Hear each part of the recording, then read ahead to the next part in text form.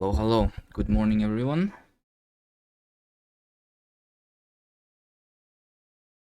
And Active Linux, Nautilus. Hello.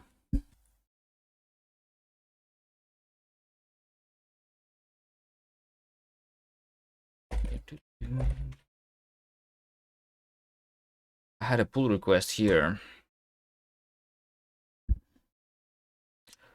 which is highlighting the HTML. So we have the cast.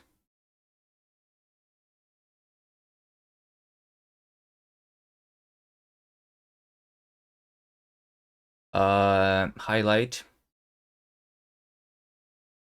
and cast format.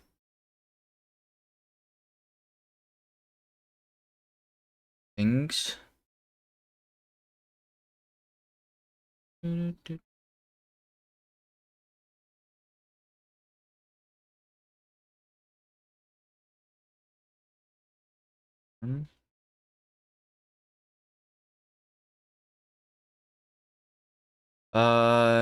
Yeah, so there's some argument parsing.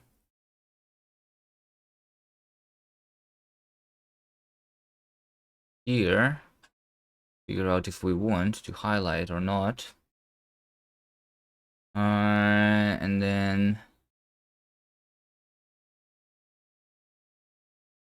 highlight. Yeah, then this. If not, then we just print the formatted. Otherwise, we print with highlight print, which is. What is that? Wait, what? Module term? Output module HTML output? What is that even?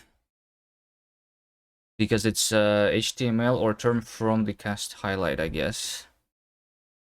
So in the cast highlight, we have output term or HTML. And yeah, and it's like now in the module. Right, and we have a different module. Okay. There is a style that is being printed too. I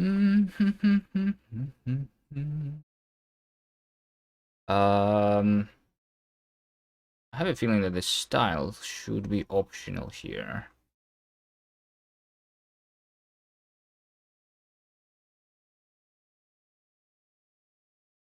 Red, green, yellow, magenta.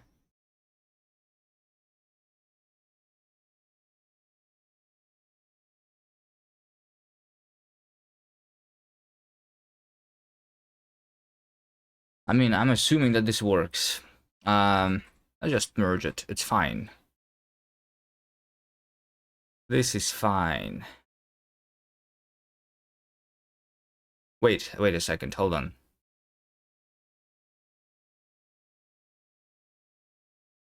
Oh, Nigel.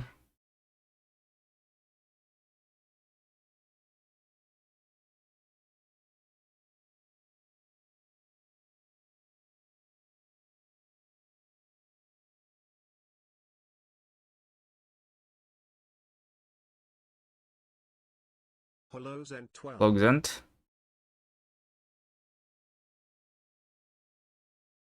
Good morning, guys. I think this is fine. Although, Nigel, one thing I think is that the style when we are printing HTML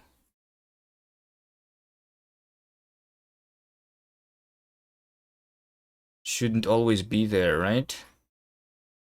Like sometimes we just want to generate some code and the style and style it outside, kind of. Also, you're making the classes that are cyan, black, and stuff, right? Similarly to how basically I was doing before, right? Because you didn't change the printing, really, of the things. Yeah. But we would instead have like the comment class, the keyword class, and stuff like that. You can add further commits to hard code it. I don't think we need to hard code anything. No, let me just merge this. This is good. You can do it in a separate request to improve things. Let me just try this.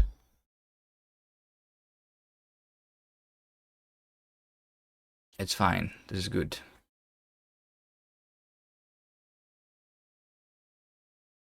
Hard code the color.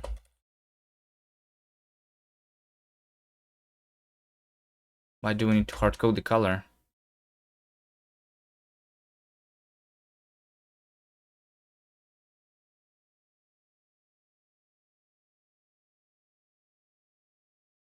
Or what do you mean? Let's see. So you just say cast highlight examples hello. So this should work still like before, right? We just highlight like that. But then you say output HTML. Not output, okay. Wait, how do you do that? With a dash dash? Expecting HTML or term. Yeah.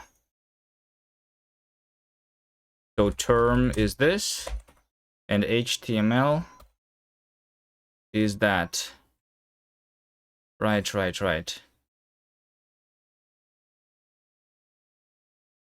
So we have this style inline here, and then we have that.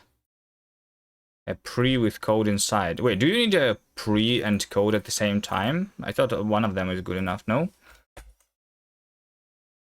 I don't know, I'm not good with HTML. Let me fix this thing where cast should be dash dash here automatically, I guess.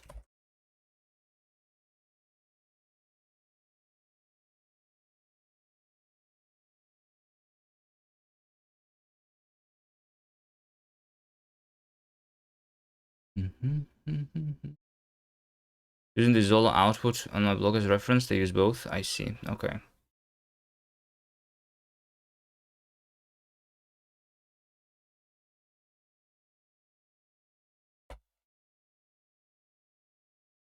So now I can just do cast highlight without this double dash, right? Like this. Yep. Okay, let's output this to readme. And then we open readme, and we have this thing. And can I review to the side? Okay. And then we see this being highlighted in the readme. Okay. Not bad.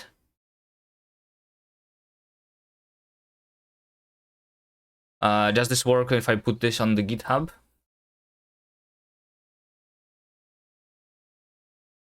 Is there like an include thing? I'll put it at the top here. Is there like an include thing? Also, isn't there too many? I feel like this trailing white space is not necessary anymore, right? Kind of. Well, I mean, we do have this thing, but I think the last /n should be trimmed here automatically.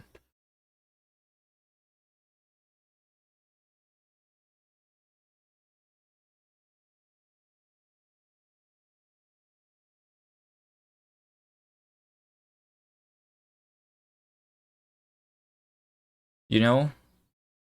Where do we do this here? Like when I'm putting the HTML specifically, because in the terminal I do want that trailing /n, right?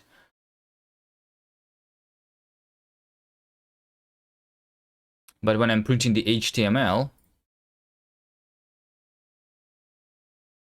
I guess moving to the end of file should not happen. But you have the module here, right? Which is abstracting over the output. Sure.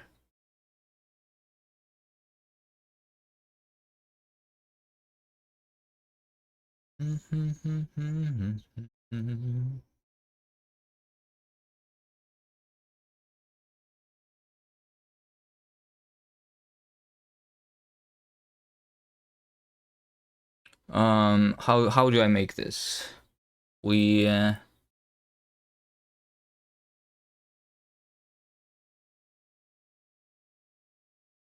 feel like just this is not necessary.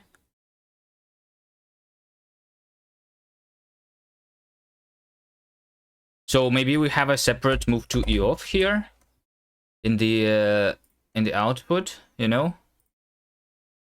Move to E off, printer into position, and then in the terminal, move to E off.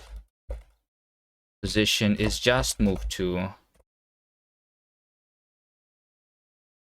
But in the HTML, move to E off is just doing nothing like that. If I say cast highlight terminal, this will still have it. But if I say HTML, then I put it here.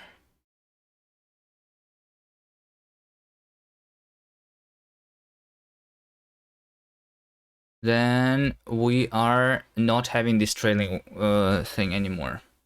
What if you sent a single backspace to format in HTML's finalize? I mean, I'm just printing the trailing white space basically when I move into the end of file, right? So we just remove that. So we just print from the first character to the final non-white space character in HTML, which makes sense probably, right?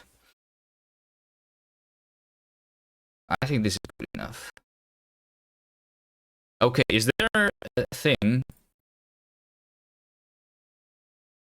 Is there a thing like include in Markdown? I want it on GitHub README. No? You can't include other files dynamically. Copy paste like a caveman.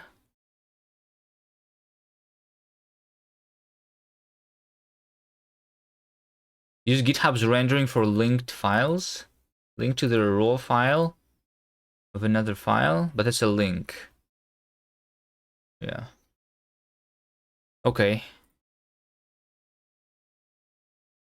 Let's just say that this over here is a cast highlight HTML examples hello, right? No trailing space in HTML.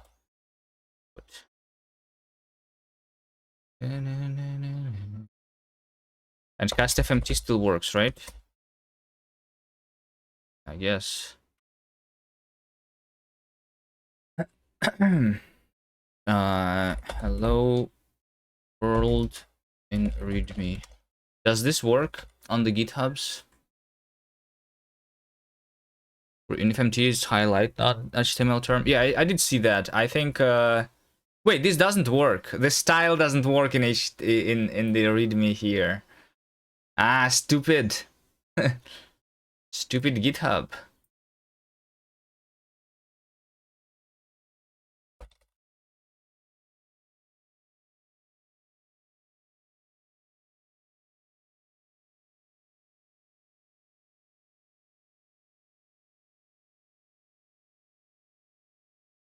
GitHub strips most inline styles for security and consistency.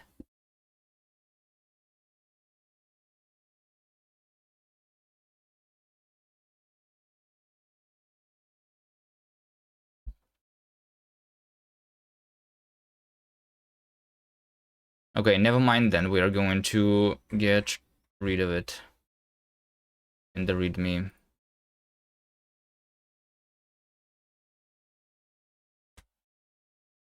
It's ugly in the README anyway, in the source.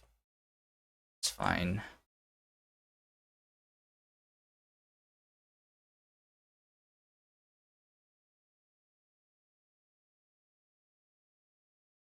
It's fine. It's fine. All right.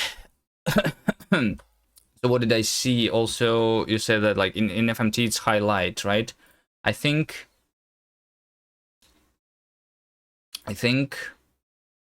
you parse the arguments separately, right? I feel like there is some common code that should be there. You know? Like, I don't want to duplicate what's HTML, what's not. And I feel like this parsing is too long. Maybe we do use the standard args functionality. Like, why is there 20 lines of code just for one argument like that?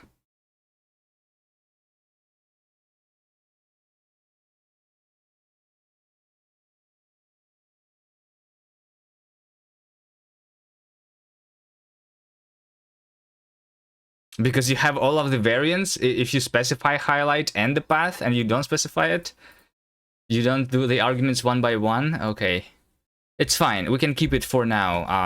We can keep it for now. But like when we add more arguments, this is not the way for sure. Yeah, this is file and highlight, and this is std in highlight. This is file and no highlight. This is std in and highlight. You have all of the variants. That's not how you parse the arguments, right? Do you like VS Code's Git or lazy Git more? In highlight, none is not allowed. I see. User's opinion is also interested to see on that. On the VS Code's Git versus lazy Git. VS Code Git is like this. I like VS Code Git. I use it a lot.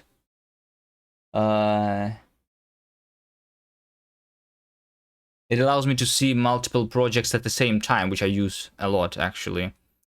So I open a folder which contains a bunch of Git repositories, and I see all of them here. I don't know if I can do that with lazy Git. Maybe I can, but I don't think I can.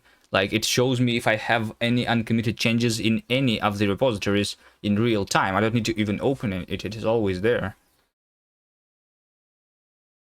Lazy Git is fine for some simple stuff.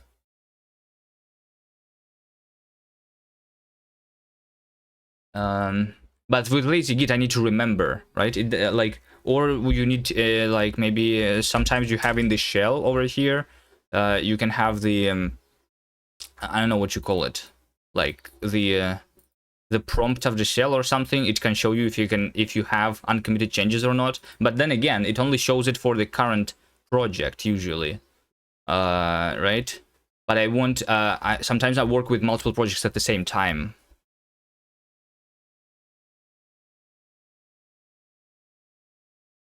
So I have only found VS Code. That I don't even know if there is any alternative to that.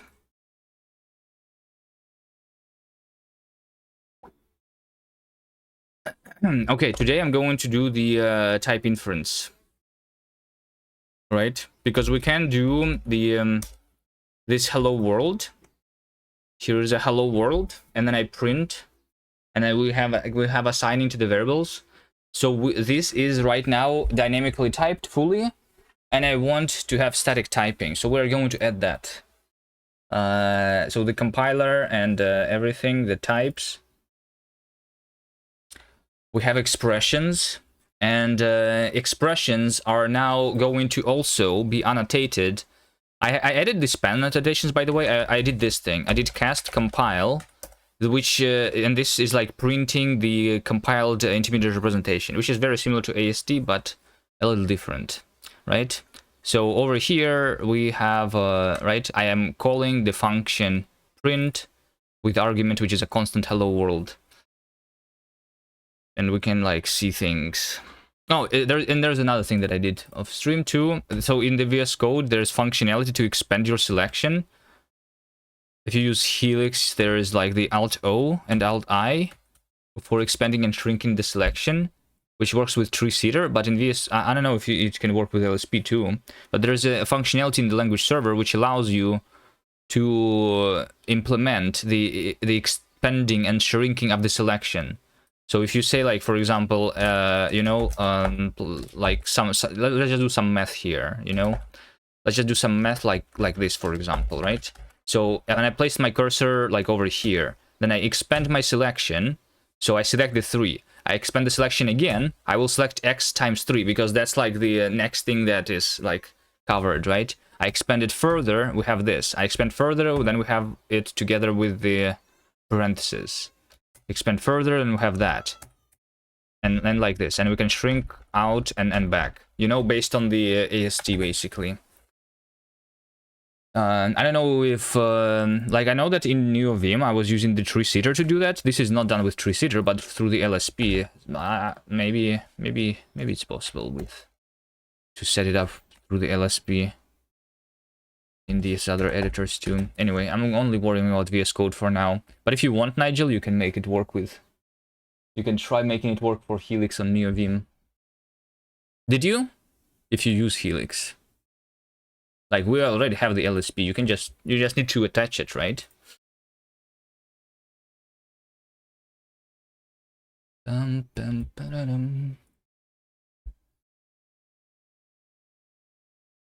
So yeah, that's what I did, and now I'm going to add... there's one more thing that we could do. We have the playground. But as far as I have researched, the OCaml doesn't really compile well to JavaScript or WebAssembly. So this will require a server now. I mean, there is the JavaScript of OCaml and like other alternatives, but as far as I understand, they don't support the latest version of OCaml, specifically the effects. I'm not using them yet, but I am going to use the effects.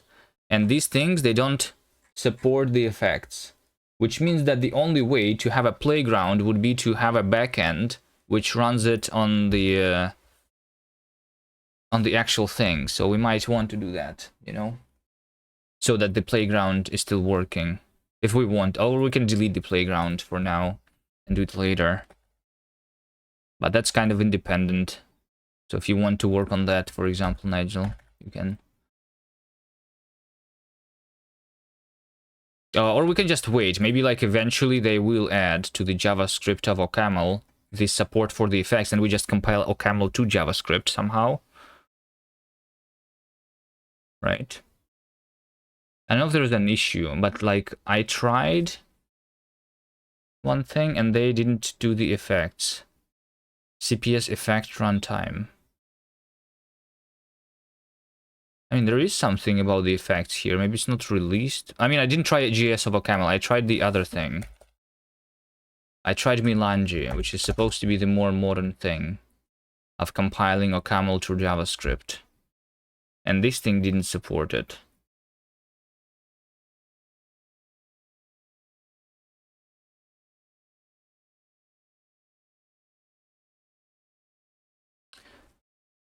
Helix has those without LSP, using some kind of grammar files that come pre-installed with Helix. Yeah, but there is functionality in the LSP that allows for that, so I'm just wondering if Helix can look into the LSP. Usually it's done with like tree-seater. Helix is working with tree-seater by default, right?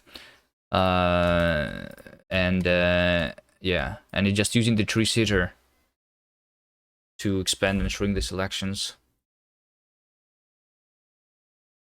But we cannot do a tree-seater because the syntax is dynamic, unless we do the syntax for only the standard syntax, which we might do too. Yeah. In fact, maybe we want that. You know what? Let me just write it down. Castling cast. We maybe want to generate both text-made grammars and like I don't know tree-seater grammars, right? Generate grammar from syntax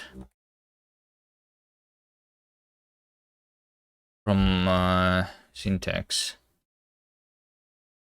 text-made for VS Code tree-seater, you know, like these things, something.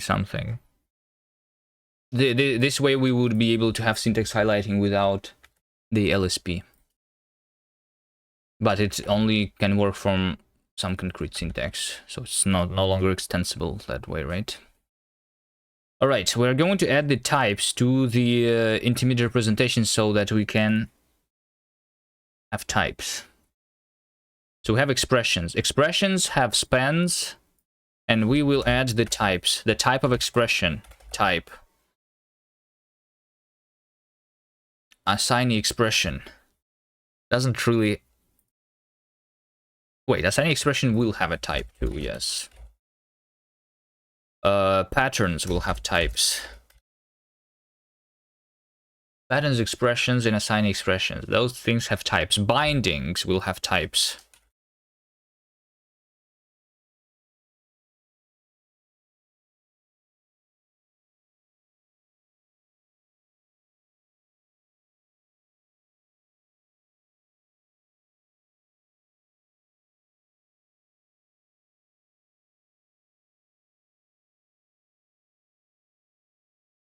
Okay, so now...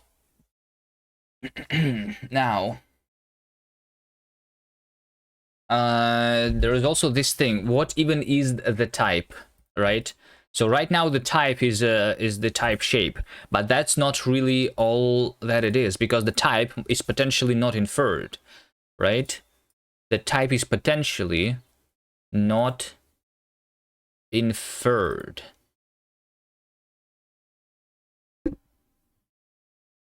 Right. I feel like we need a new thing, which is called Inference.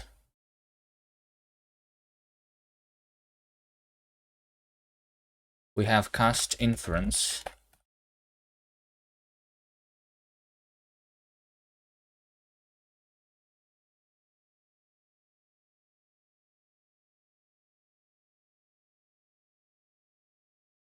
So we want to have inference for types, right? So we would have inference variable, right? And by the way, we want inference for multiple things. We want inference for types, for values, for a bunch of stuff. So inference is actually going to be a functor, I guess. So it's going to be module make here for some t, which is inferable. You know? So what is inferable?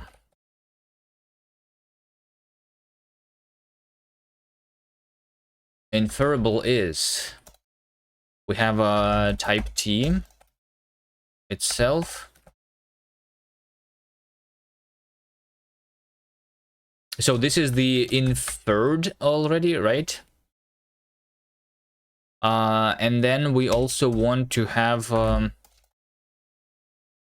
the thing that is called unite.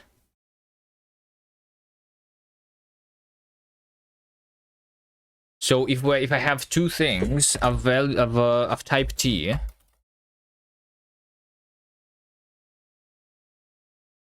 then I have a new thing of type t, like that.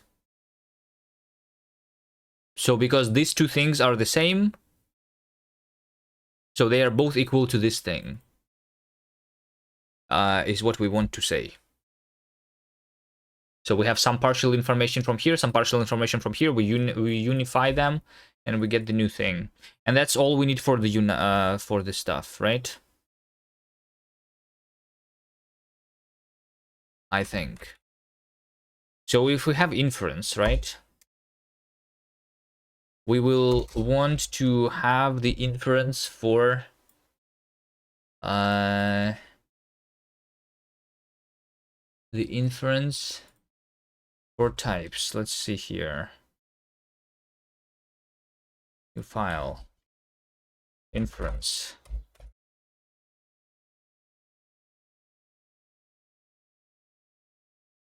Is it here? Let's have it here. Fine.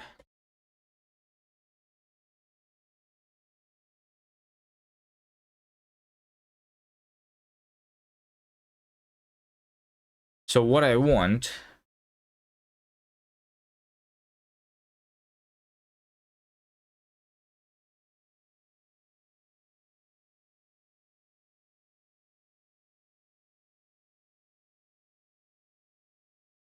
is to have type inference. How do I structure the code is the problem here.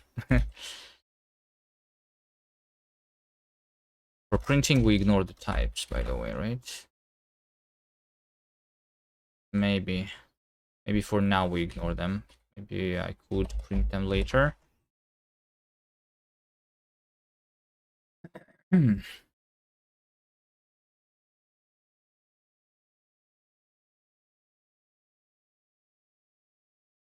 The problem is, once again, the OCaml and how to structure code here.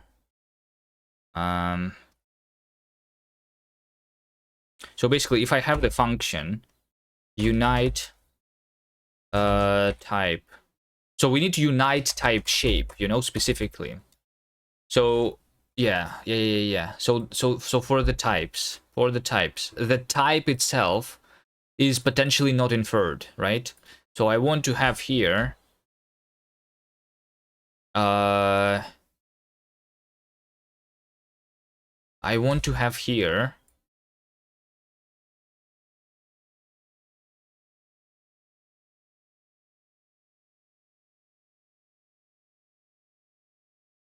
I want to specify that the type is inference type var, something like this, you know. But this means that the inference but what is inference type? This is weird a little bit. Let me do it in the other place first, like over here as an example, you know, as an example. So I want to have, let's say that I have the type shape. I have the type shape, right? Let's say that we have a like, I don't know, boolean, I don't know, unit, boolean or integer, right? This is my types. And then I want to say that the type is type inference dot variable, right? Where type inference, I want to say that type inference is make for the type, right? So I need to specify what is the type. Module type is this. It contains the type shape inside of it, right? Type T. Yes. So type shape is type T. I mean, we infer the type shape, kind of, right? So that, like, this thing. So the type is an inference like this. Yeah. Type var is, you know, something like this. Mutable, inferred, TT. Something like this, you know, is what I want. Probably.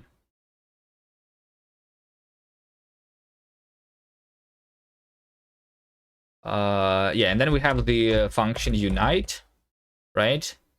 Unite AB is basically match AB with, you know, if we have unit and unit, and we have unit. If we have bool and bool, then we have bool. If we have int and int, then we have int. And if we have anything else, then we fail. Inference failure. Something like that, right? So this is the basic inference for these things. We might just say that the types must be equal.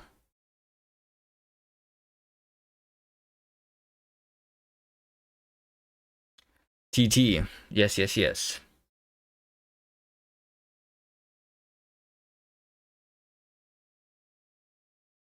Now the problem is unbound value var.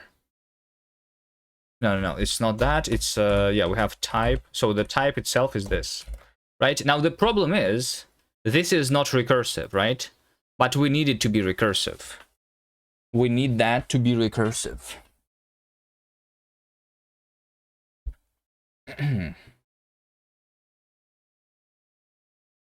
We need that to be recursive.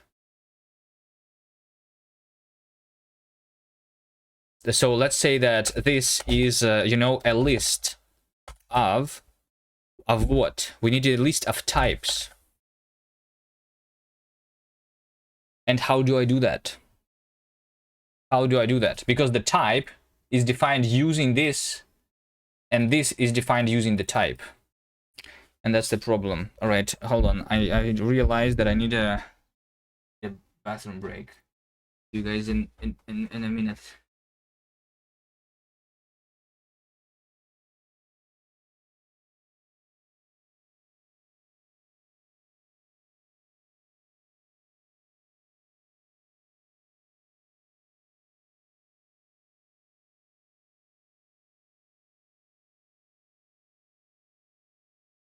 Hello Nigel Ithro.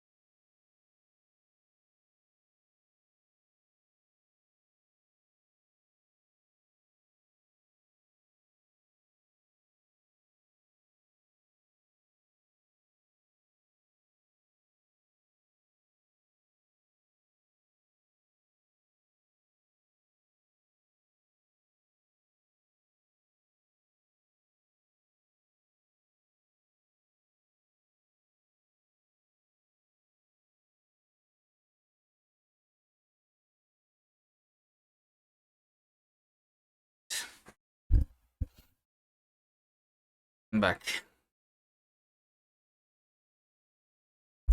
How do I write the code here?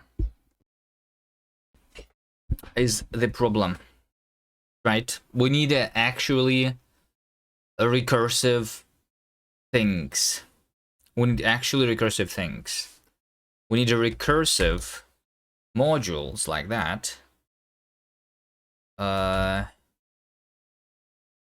Yeah.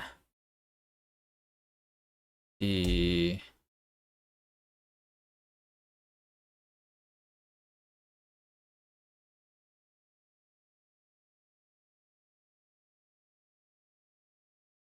unbound module type T, inferable. Yeah, we need a recursive module this and type inference,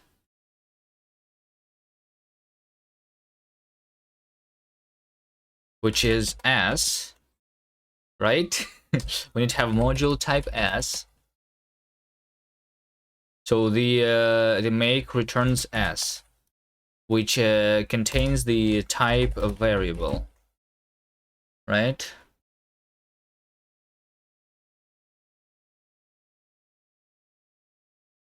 Guys, give them things. What?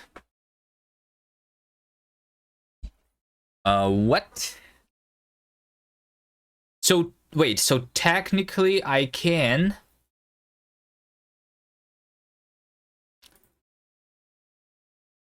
Yeah, we have type shape and we have type inference. Like that, we define them at the same time, and then we also say that type shape is type shape T and type is type inference variable.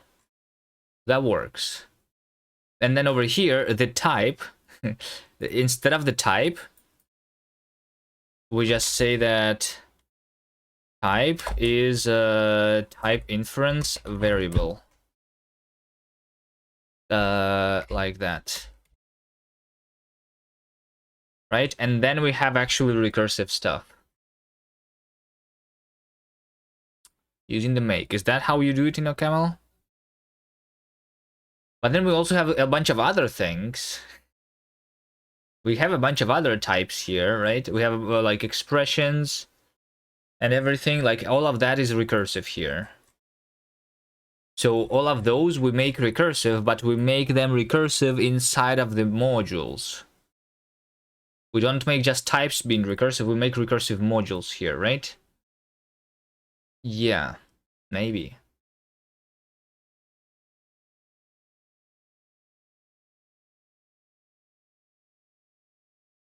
But then, wait, hold on. If I have that, then type shape is just type shape T, right? But can I say that function f is type shape into unit? Can I make then a function here?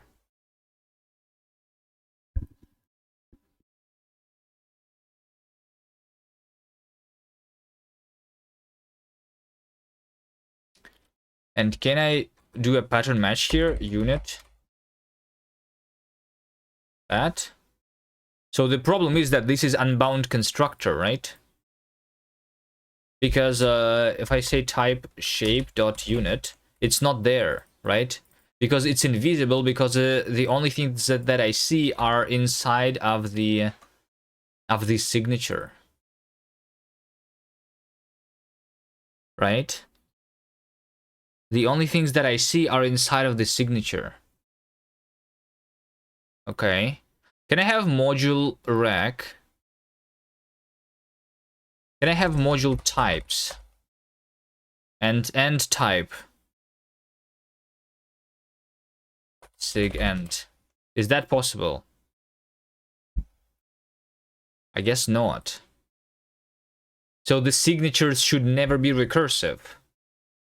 But the signature of these two modules are recursive.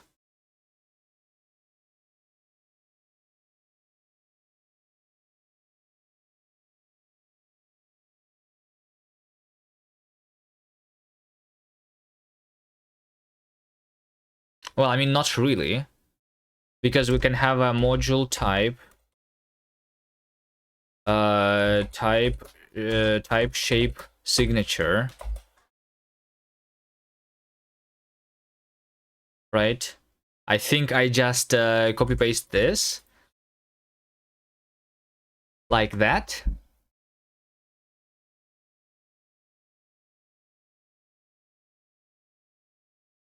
But then I need to make sure that the type, is it like this, with type is equal to type inference var.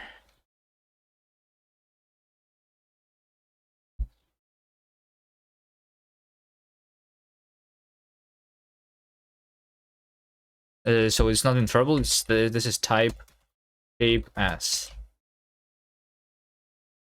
Modules do not match.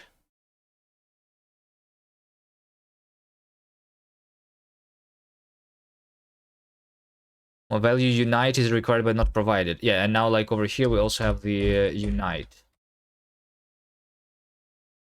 which is t t t t t t. Okay, this kind of works. And now this is not exhaustive. But this means that I need to duplicate this shit. This is so annoying.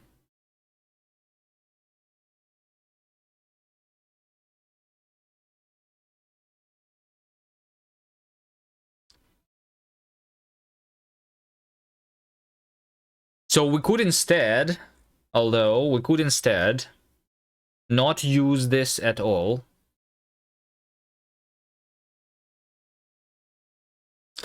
Maybe we could not use that at all. And we instead say that the inference is done without this generic interface or something.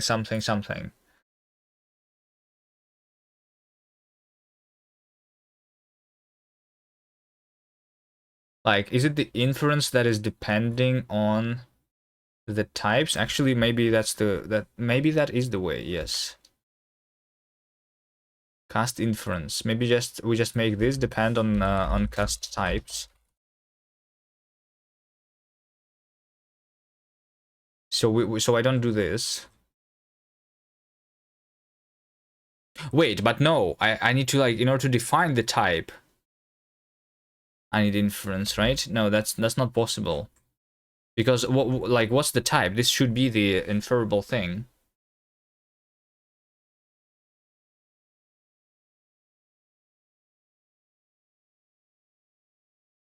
That's not possible.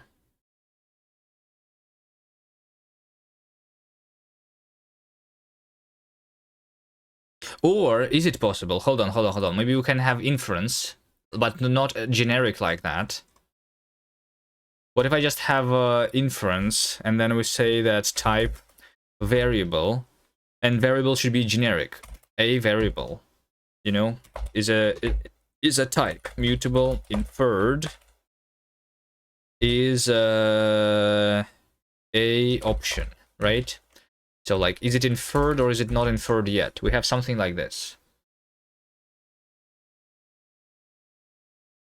But then the actual inference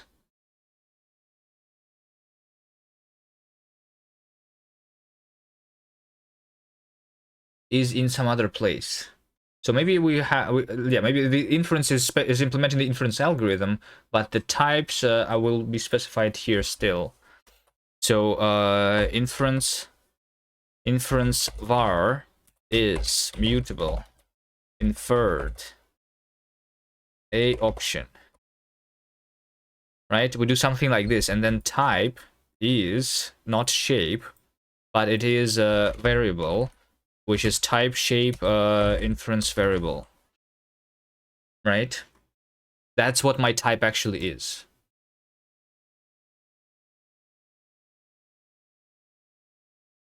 So when I print the type, we have variable. We can say print inference variable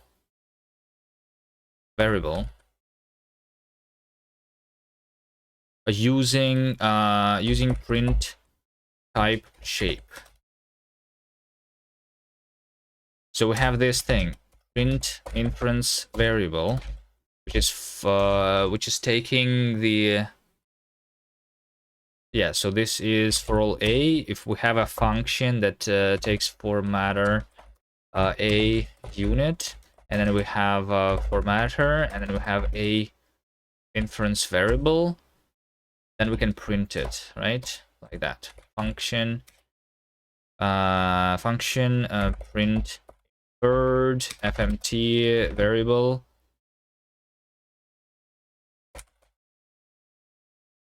is, so I'm just going to match inferred with none, then we print not inferred, and if it is some inferred, then we print inferred fmt inferred, like that, right? Is this good?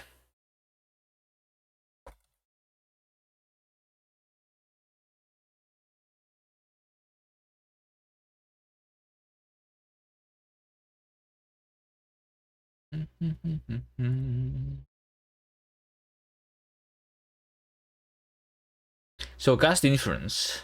This would be just the inference algorithm, where I specify how to infer the things, right? So we specify all the unifications here. So there's going to be a bunch of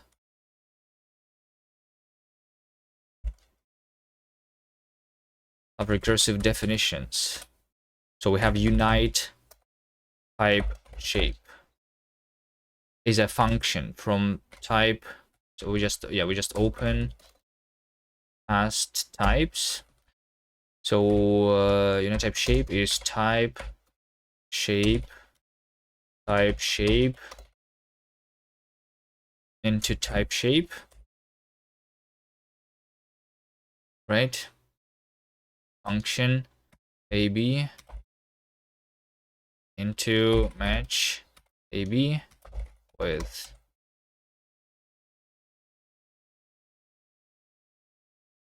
all right, let's see. So for now I just have these two, so that's simple. That's simple for now. Let's have that. I mean, I will have more though. Okay, it's going to be if t int 32 and t int 32, then we say t int 32. If we say type and type, then we say t type. If we say t int 32 and anything else, then we fail.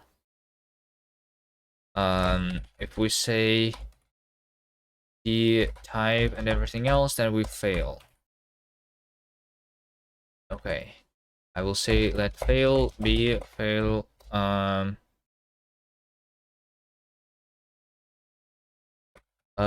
Fail and unite a and b, where we say type print a and type print b, like that.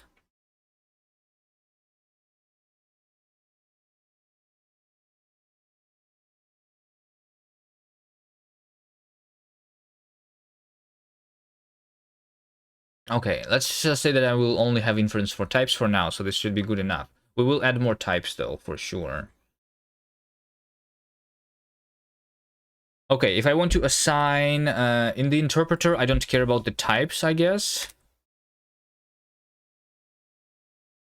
I don't care about the types in the interpreter, but in the compiler, I do care about the types. I need to initialize the types here, right? So if I call a function f with an argument, then the type of this is the type of the result of the function, right? Yes. And the type of a function is a function, and the type of the argument is the type of the argument of this function.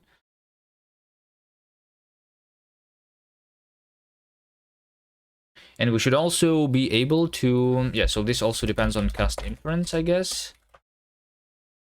The compiler.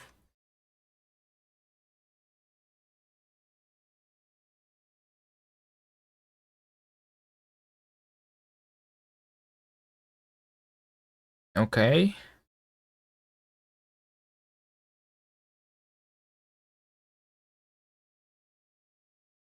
I want to say like this: apply initialize expression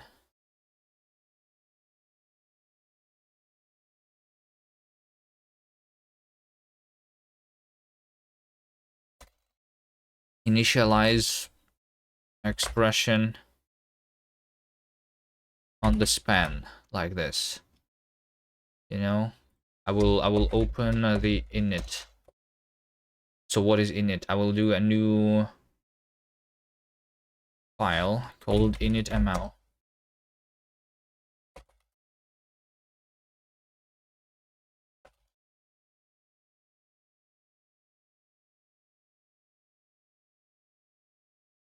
And then we'll have a function init.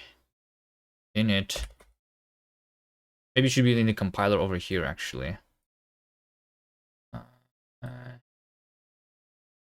Compiled kind. Compiled kind is compiler.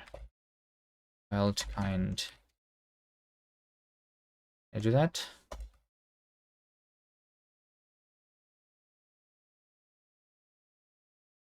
Inconsistent assumptions over the cast types.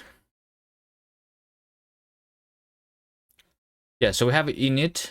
The type here is going to be a compiled kind into span into a into oh, but compiled kind now needs to be like having two things because we don't have associated types, right? This thing, yeah. Okay, I can go with just separate functions here though. It's fine. So we have initialize expression, span, expression.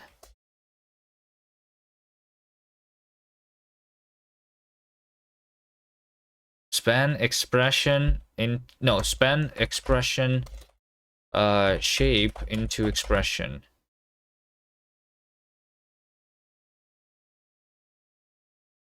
Why can I restart language server? Oh, camel.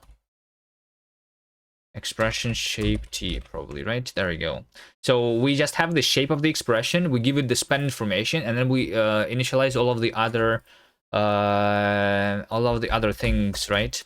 So function span shape into shape and span, like that, right? But we also have the type. The type needs to be here. So what is the type, right? We need to figure out what is the type. Figure out what's the type. So so type is, and we're going to basically match on the shape, right? We're going to match on the shape of the expression. These are all of the expressions that we have right now.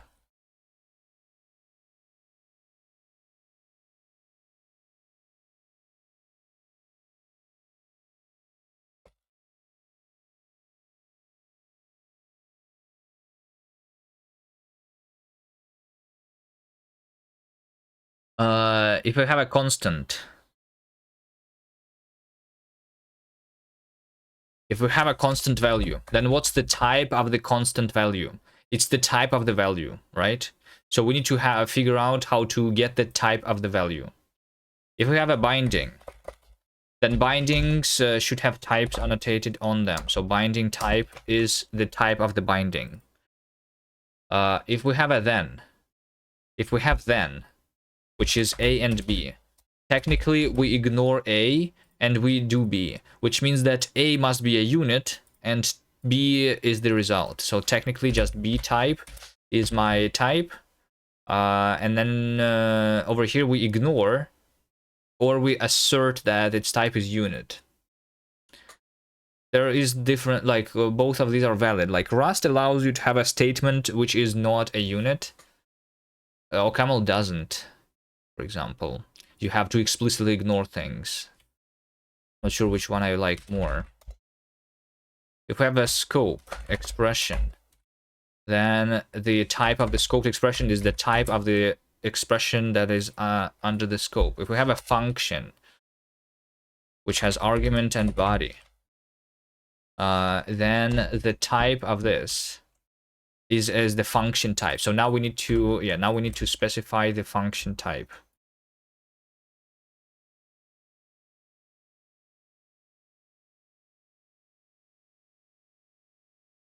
So we have we have types that are not there. Let's see. These are my values. So technically this should be representing my types, right? We should have types unit int32. We should have types unit int32 string tuple type and a function. Native function is not necessary here. Okay. So if we have a tuple, this should be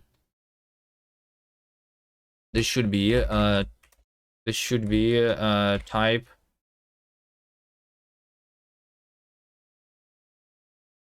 type tuple. If we have a function, this is a type function. So what is type tuple? Is a thing with a type tuple inside. What is a type function? A function is an argument which is type, and result which is type, right? So a function from this argument into this result. Okay, nice. Then we need to do the printing of that. The printing here.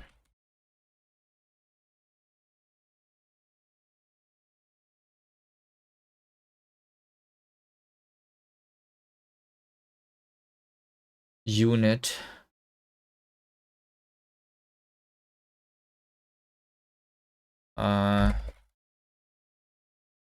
is that int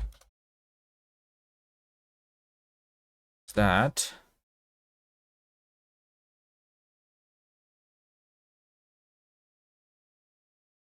string is string tuple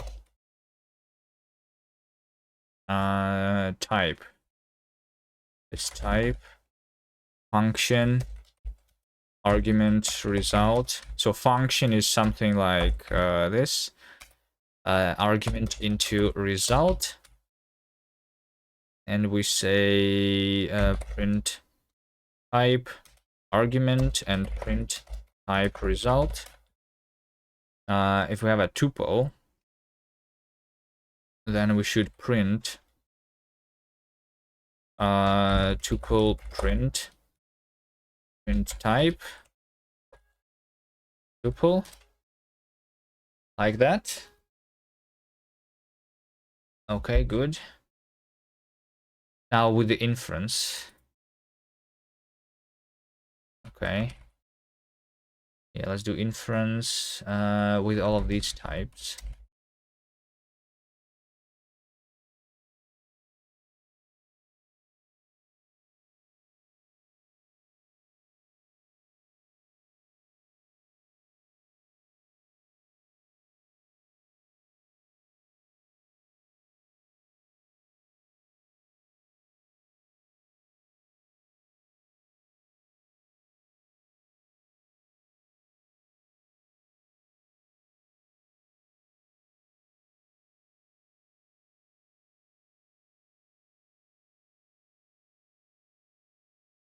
Okay, so if we have unit and unit, then it is unit.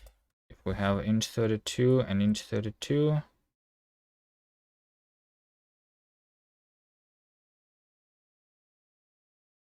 it is int32. If we have string and string, it is string. If it is tuple A and tuple B, let's go for the simple ones first. Type and type is type. Let's have function A and function B. So in this case, I want to return the function where argument is unite types, A argument and B argument, and result is unite type A result and B result, right? Like this. Now, what is the unite type? Of course, unite type is the type function AB into. So this should be not unite. So this should be implemented using generic unite inference variable, right? Because A and B are both just like variables basically inside, right? Like that. So we unite inference variable A and B using unite type shape.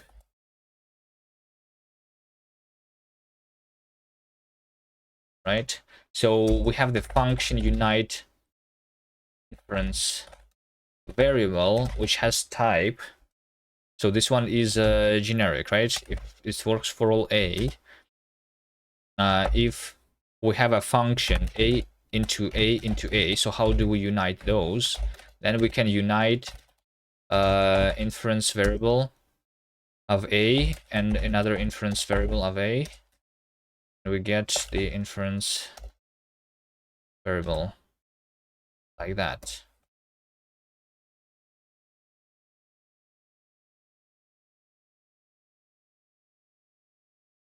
Function unite bird AB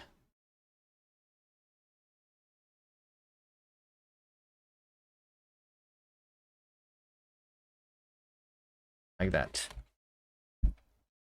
Inference variable is not defined over here. I'd say module inference variable, then type inference variable is inference variable. If t is inference variable.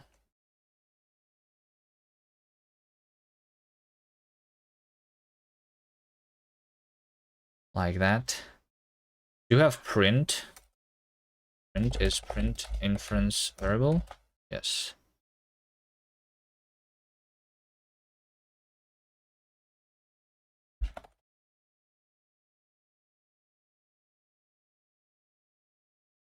Okay, and then we have tuples.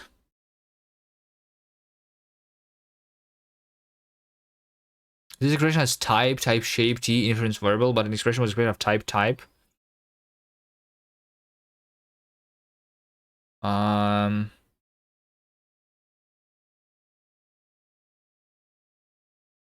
Wait, what?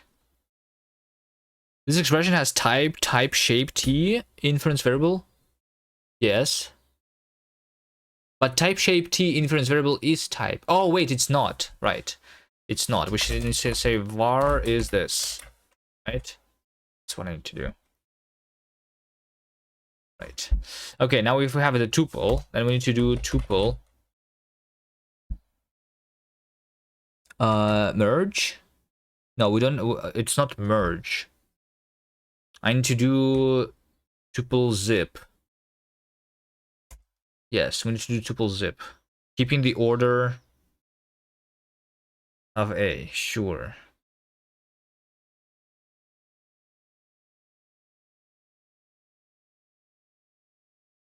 Give me the order of A. AB into tuple map.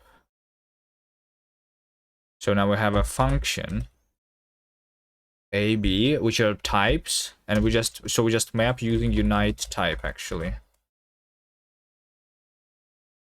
No, not exactly, because this is two separate arguments, and this one is carried is like having the thing AB into unite type AB like that. That's what we need.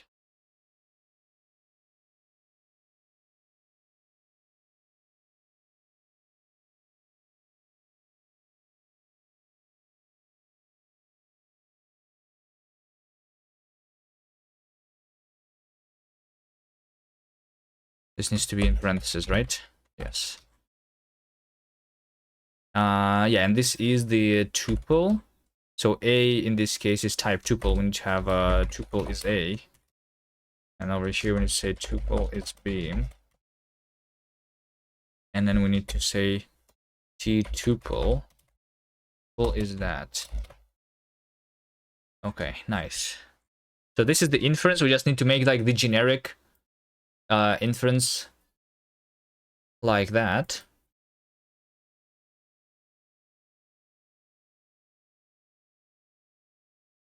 Okay. So once again, the inference variable is just this thing. Inferred is an option. Hello, Dev Ninja. I feel like this is not exactly what it is though. Wait, inference variable. So if I unite two variables, and then the third variable, like they should all be pointing to the same thing, basically. Like, I don't like the fact that there are implementation details of the inference over here. Kind of. Can I make this?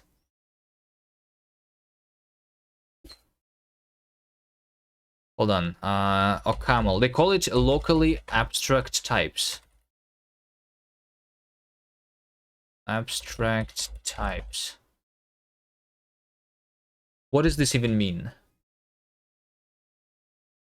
The type expression, function, type constructor name, expression introduces a type constructor named type constructor name, which is considered abstract in the scope of the sub-expression, but then replaced with a fresh type variable.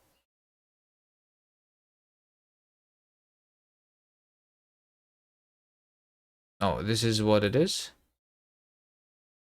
That's why it's different, I see.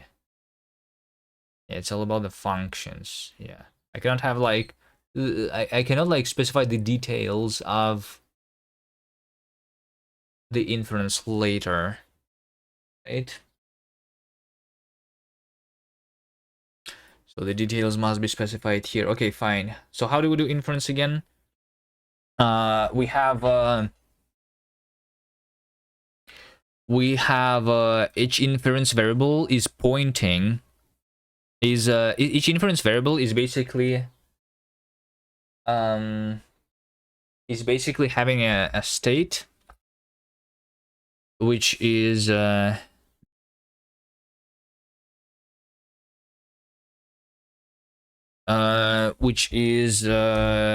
inference variable state. What are the features of my programming language? Hello, Julian. All of them, yes. Hello, Zaka Zaka too. The features are all of them.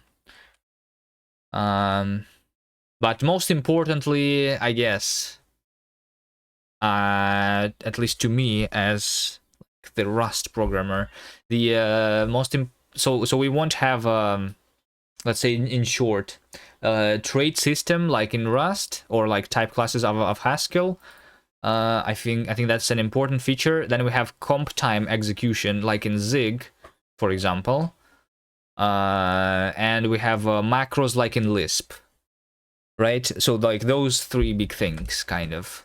But other like, but all of them. Another big feature is the effect system, I guess. But that's not in any of the mainstream languages.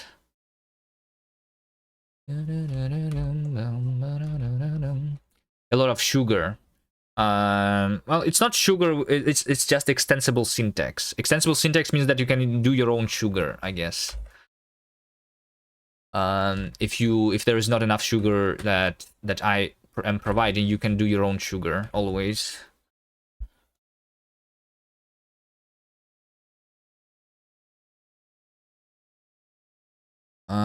So yeah. Well, I mean, in general, right? The sugar, like, that's why, like, you can just the macros. The macros are the sugar, right? But we combine macros with the extensible syntax, so the macros, they don't look like macros, really. Insulin when?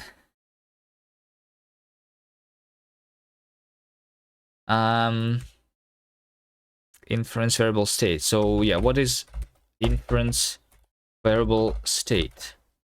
It is one of the two things. It's either the root. Or it is not root. Right? If it's root, then we have the actual data there. Inference variable data. Or if it's not root, then we have the pointer to closer to root. Closer to root, which is like another inference variable, right? Just another inference variable. Root or leaf. That's not necessarily a leaf. Do you know what's involved in setting up some port for the language in VS Code and supporting macros is possible? Yeah. We need the language server. I already have, so this is rewrite of the programming language. Number 3. This time I actually start with the language server. So we already have syntax highlighting. I already have the formatting. This over here, for example, is the defining of the custom syntax. So we have syntax highlighting and formatting. The other parts, like macros, are not implemented yet in this rewrite, but it shouldn't be difficult. I mean, the language server is just there. It's just going to invoke macros, and it's going to know what things mean. So we basically have the VS Code talking to the compiler itself to know like the type information and everything. So hopefully, I don't know how long it will take me to implement the inference for this like simple version right now, but I want to like immediately, as soon as the inference is done, I want to immediately be like go and add the functionality to the LSP, which will allow me to hover over the things, and I want to see the types of the things that are inferred.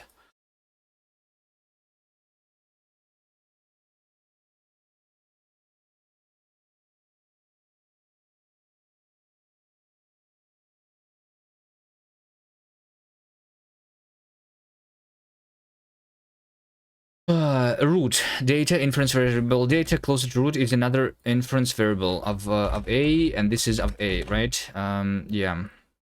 So what is inference variable data? An inference variable data, and this is now containing the actual data, which is the inferred value.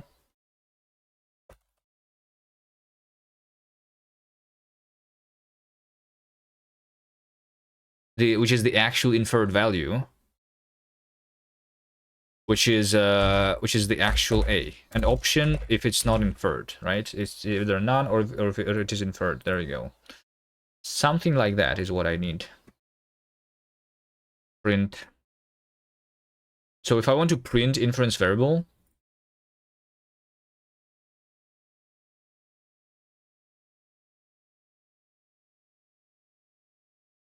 now we have state here. Okay, variable. So we need to be able to find a root here.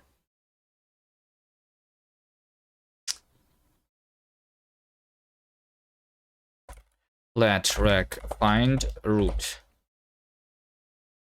So I want to find the root for inference. If I have inference variable, I want to find the inference variable data basically of it. I'm going to have a function variable state. I'm going to match state with if it's root data, then I just return the data. But if it's a not root, closer to root, then I will say that. So this is my current variable. I will change the state of the current variable. I will change the state of the current variable to be to be once again not root but closer to root.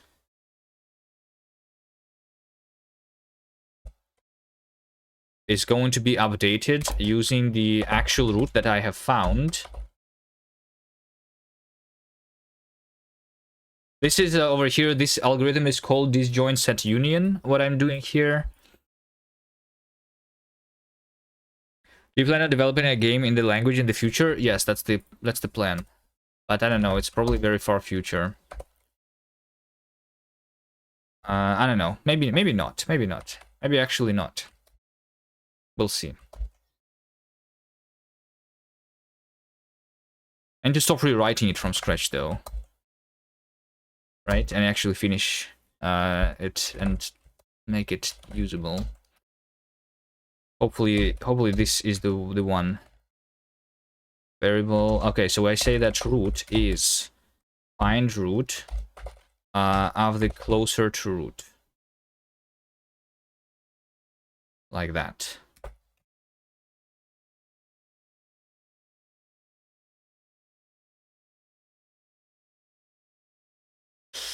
Anyone sees the syntax issue here? As doesn't work? No, wait, what? Wait, what? As doesn't work? Do you do var as? No. Wait, how do you have a pattern and bind it to a value too? I mean, I can just have variable here and then shall just match variable state, but I thought there was the thing. Yeah, we want to have find root variable specifically. This is going to be find root variable, which is going to return not inference variable data, but inference variable itself. So if it's root, then we are going to return the variable, and then we also have, the find root inference variable. Inference variable data, like that. This is going to be a function variable. This means there will always be a root. Yeah, there is always a root. Like, once again, this is called the DSU.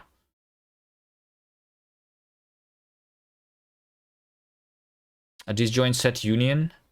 Right? We have let me try to explain this. This is a simple one.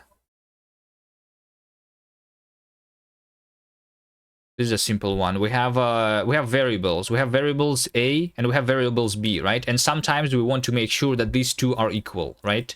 So we want to unite them, right? That's what we are doing. When we're doing inference, we say that these two things are equal. So we have like a bunch of variables, and sometimes we say that this is equal to that, this is equal to that, and like this is equal to that, right? So what we want to maintain is the set of the variables that are equal, right? So whenever we have a component of the variables that are equal, we basically form those into a tree.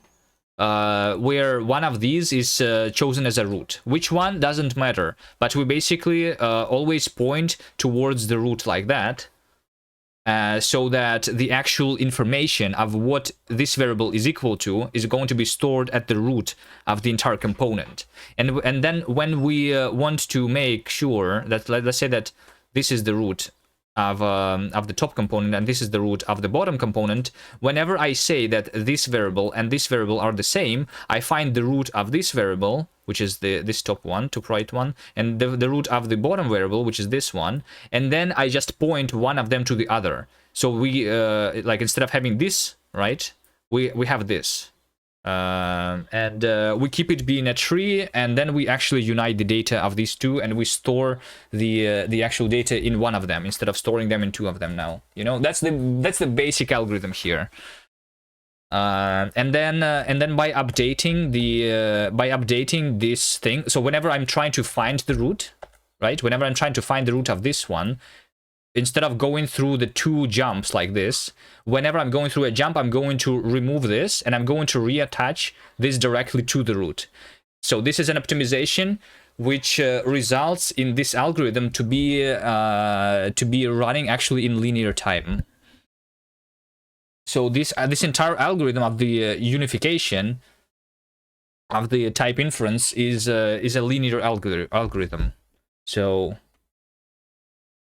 it's really fast, basically, is what it means.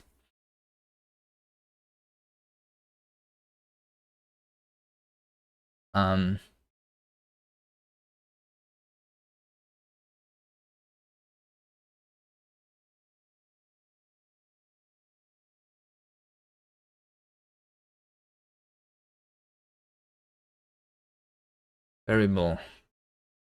To have variable, then we find root variable of the variable. Is that, and then we match root variable state. So this one now must be a root.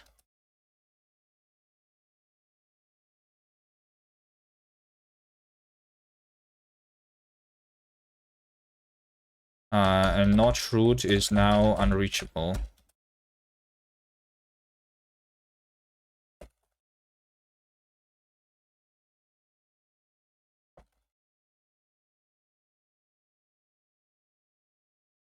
Did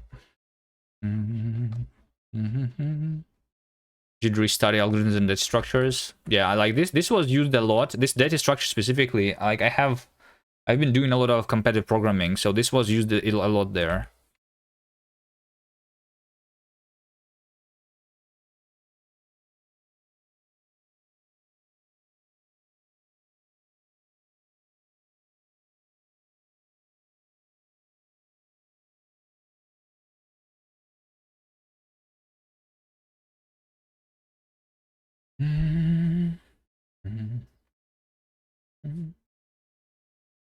Okay, and then I want to rename this to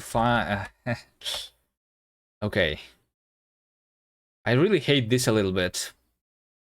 Like, the fact that I cannot split this into separate modules. Like, I have everything in this place. Do you have a favorite interesting algorithm or data structure?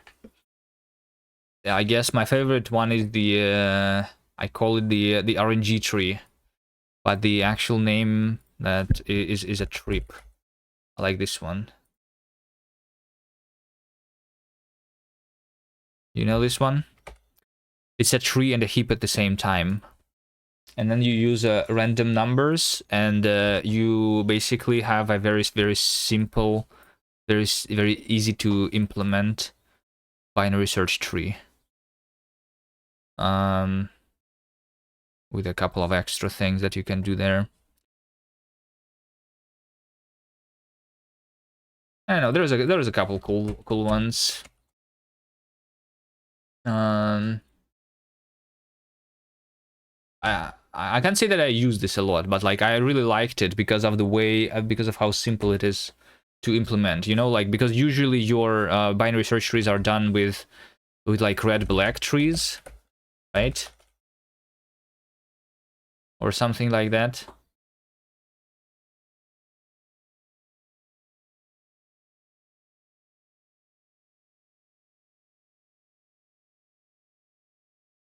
This thing is much more difficult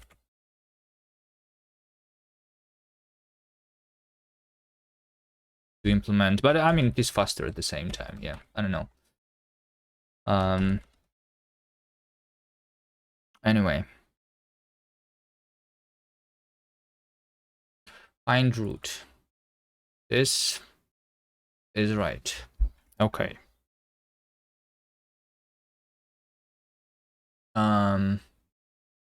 I just feel like I want to prefix this with like yeah, I mean it doesn't matter. Or does it? Or does it matter? Yeah, like over here when I'm printing the inference variable, right? What I want to do here is I want to find data, which is find root variable, and then I'll match data, which is like inferred, right? we have this thing there. Yeah, there you go. There you go. Okay. Like, I just don't, like, why is this code written over here? That's the question, right? Why is it written over here? Instead of this code is supposed to belong to the inference module. Why is it here? Why am I defining the internals of the inference variable here? But how do I split it? So I feel like you know what? I feel like we need the two parts of the inference. Let me try to split this actually. Maybe it's not that bad. So we have like this over here. This module is implementing the inference for like all the types that I have. But then I have another library which is like inference types. You know? Yeah, inference types. How about that? So we have cast inference types. And this one is just specifying what the inference variable is, like that. Yes, can I do that? I really want to extract this thing. Cast inference types. The earlier I split things into modules, the better. Right? Otherwise, later it's going to be too late. It's going to be too much pain.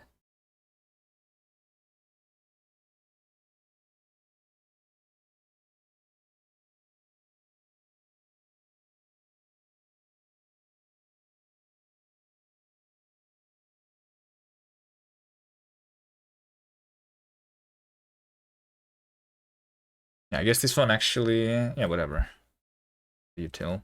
So my types, these ones, are going to depend on cast inference types. Right? Yeah. Cast types, and then the inference variable like that will actually be over here. Module inference variable. Okay.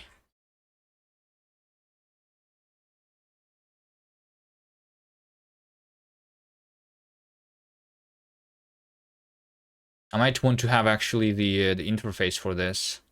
So we have the module inference variable and that, but I just want to have the type AT here, and the find roots are not.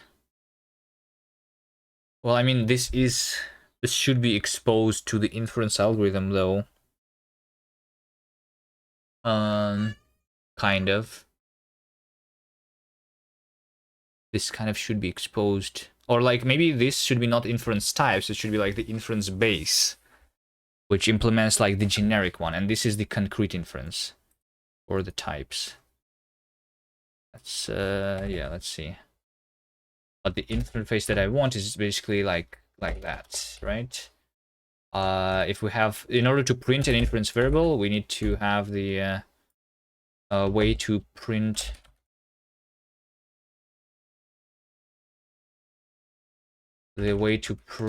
A, and then we can print the AT.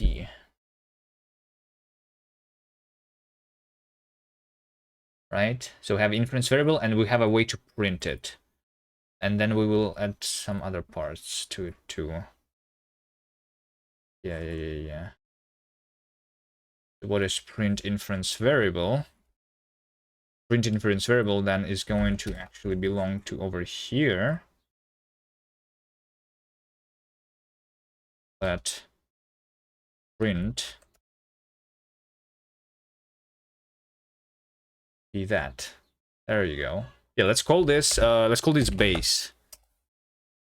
Cast inference base. A generic one.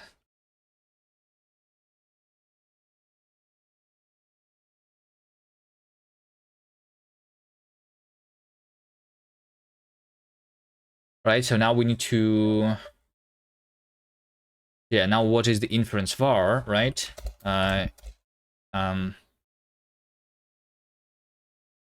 Type shape inference variable.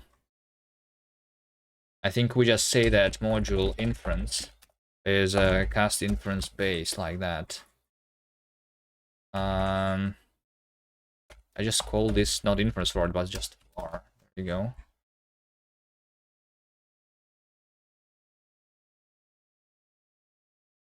Because I'm just in the inference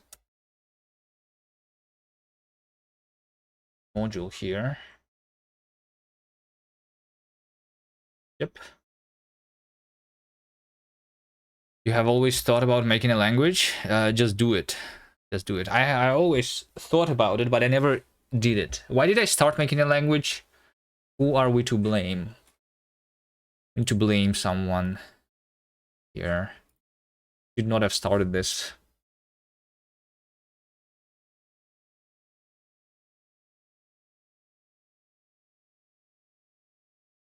I was just trying to, like, I just like trying new languages.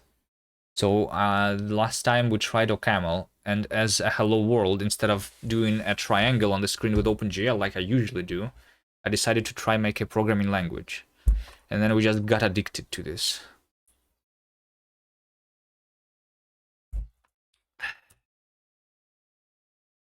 Blame C++ for having handle files. Blaming C++. If there are, yeah, blaming C++ is easy. We can blame C++, sure. Okay, so this should be inference var print. There you go. There you go. Normal devs, hello world. GUI, hello custom language. Well, before a custom language, the hello world was hello triangle on the screen with OpenGL. I think a lot of people did that way. No? Is that not what you do, Raymarch? If you learn a new language, don't you try to make your own custom like game engine in the new language? Burnley Jai Joe is John Blow's 11th overall programming language. He made a lot of them. All right, so I mean, hold on. If we have if this is rewrite number 3, can we say that this is my 3rd programming language? Or do you mean like John Blow's 11th overall programming language does it mean that he tried 11 languages? Because I have tried more than 10. I have tried like maybe 30 programming languages. If we're not, I have not made, but I have tried 30 other programming languages, right?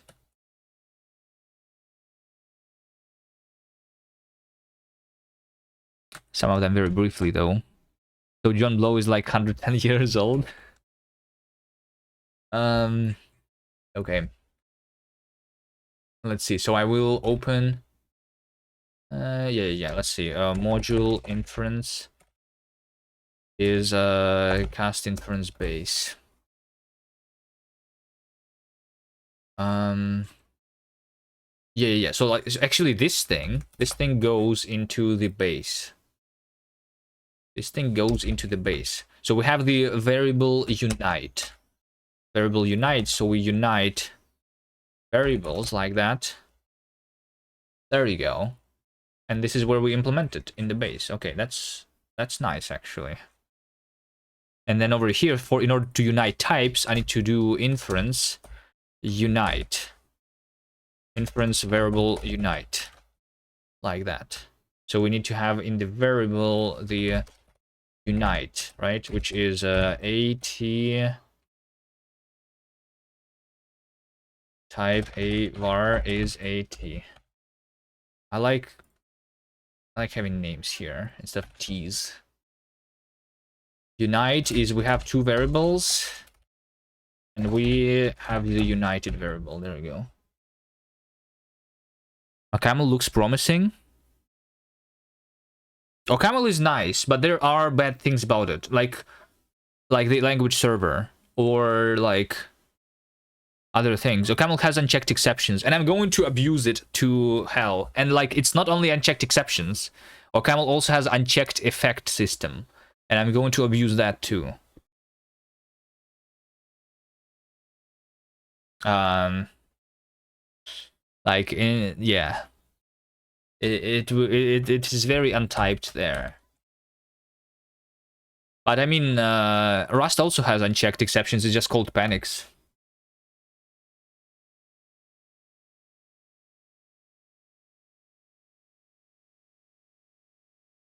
OCaml is a nice programming language. The thing that I don't like is how difficult it is to split the file into multiple files. Because like, so in Rust you have the crate, and a crate is module, right? But all of the different files, all of the different modules, technically it's all one file. All your crate is one file technically. But in OCaml, if you want to split the files, then you need to have no recursive dependencies, which you can in Rust, because it's technically just one file in Rust. The compilation unit in Rust is crate, but in over here it's a file basically. That's annoying. I hate huge files. If you don't hate huge files, then then I guess it's fine. Rust can panic with types. You can put anything. Yeah. Rust panic is just literally adding any, right?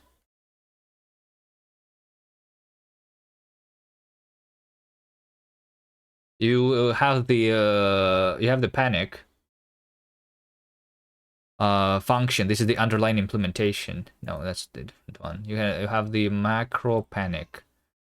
It has anything, so it uses din any plus send.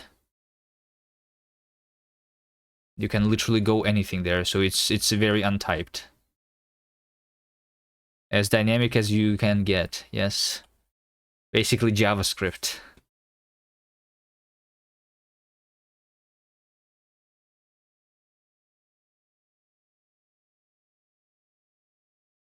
Yeah, and inference variable unification of the variables requires us to know how to unite the variables, right? So we also need to provide it a.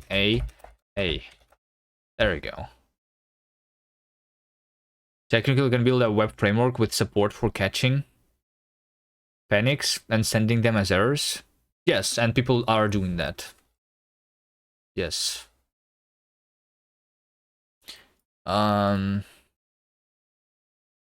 Yes, catching panics is a thing that definitely happens.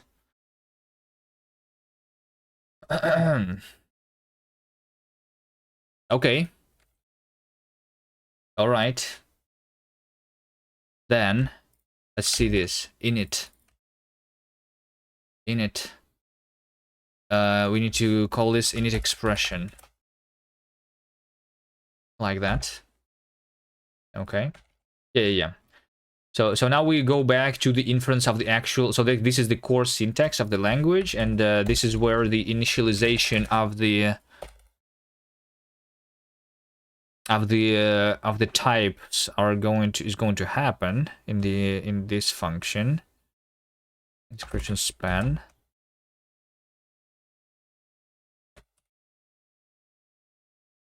Init expression span.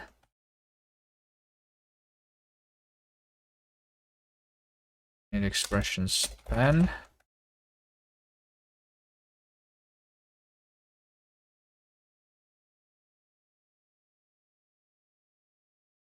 This is an assignee expression, so this should be init assignee. This also should be init assignee. Wait. Oh.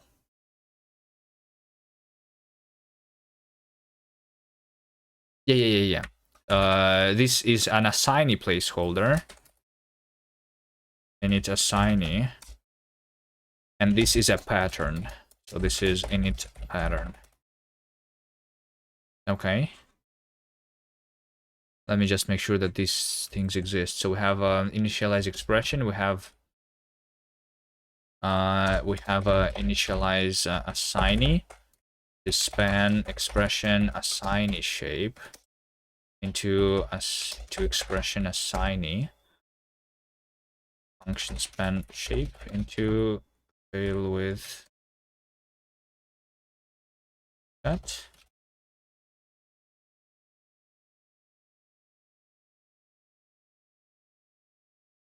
shape T. And then we have a init pattern, span, expression, not expression, pattern, pattern shape into pattern.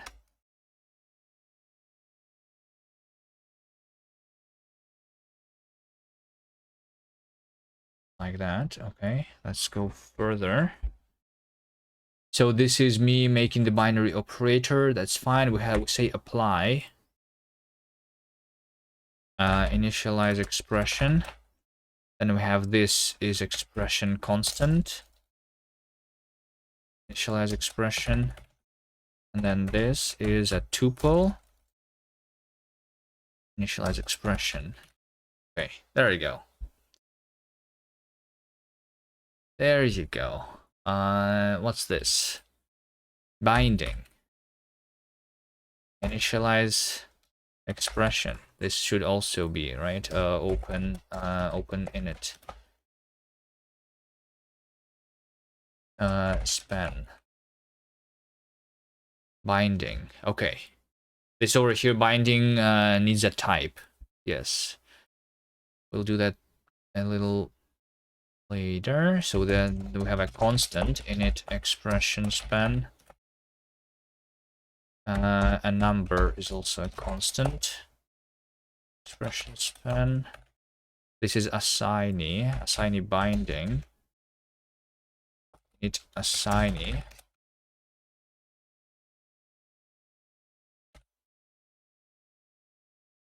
And this is pattern. Okay. So now what is the binding, right? What is the binding? This is difficult. Let's say for now that type is, I need to be able to create the new not inferred type, right? And to be able to create a new not inferred type. So variable is inference. Type new not inferred. Type not new not inferred. Right? Yes, it must be a new one because I need to create, yeah, that. Yeah. Let's see, new not inferred should be a type which has a variable, inference, variable, new not inferred. Okay. So we need to be able to create new not inferred unit into a var.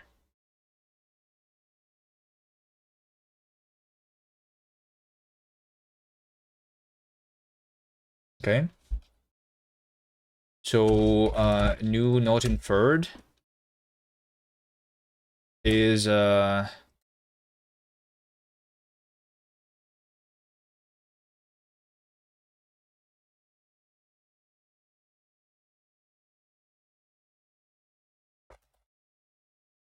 state is root where data is inferred is none.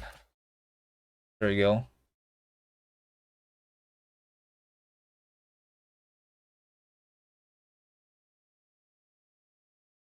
Yeah, so we just say type is type new not inferred.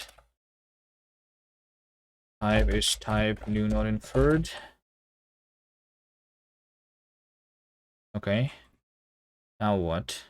One error over here. Type new not inferred. Did I forget that as an argument? No, I did not. What do you mean? Oh, it's success. It says success. Okay. Wait, I have successfully compiled. All right, we have a bunch of to-dos though. If I say cast compile, I say now cast compile. It's going to say over here, right? Yes. So initialize expression. So what should happen, right? If we have a constant value, then the type of the expression should be the type of this value. So we need to figure out, we need to be able to figure out the types of values. So this should be value type of value.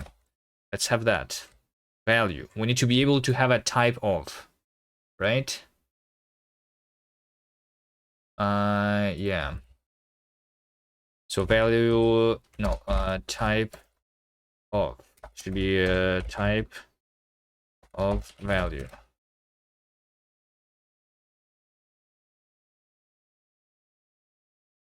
How do, where would I do that? Let's do it directly here, maybe. Type of is a value into type, right? It's a function. We have shape inside of the value because values are not inferable yet. So we can just match shape with. Do I want to inline this here? I mean, maybe. Let's do that for now. So here's are all of my values, and the types should basically be that.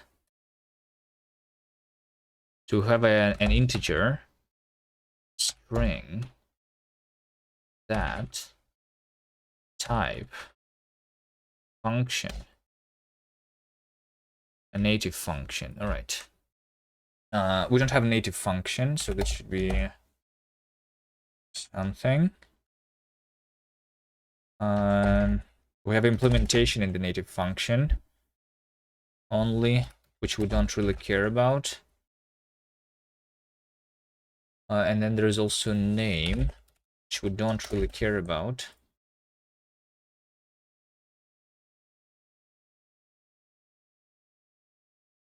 Let's start with this. So first of all, what happens in cast if you do variable is function?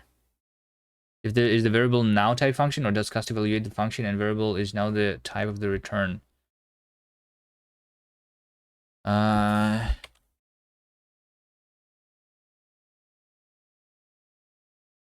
What do you mean? If we have a function, we have function f is a function from, like, I don't know, print hello world, right? Like that. You can call function f here, right? This should print hello world, right? And if you say let x be f, and then you can call function x. It's the same thing, because the type of x is now still it still is a function, like that. You mean like space evaluation?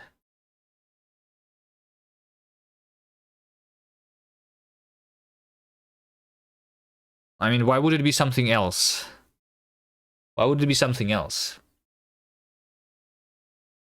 I mean, the only, like, language that does it differently is, I guess, Haskell, but it only works for them because it's lazy, right? So you can have so over here we specify there is no arguments, right? In Haskell you would just say that f is, like, I don't know, print hello world, and this is not actually evaluated until you need the value or something, right?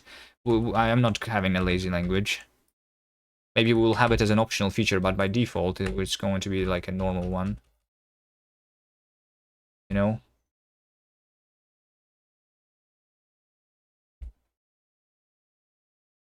You can assign the result of the function to a variable though, right? Just like in your normal programming language. And you can print, this is the result. The x itself is just a unit. And if you just do this, then the print hello world is not going to be printed, but we have the function unit to unit.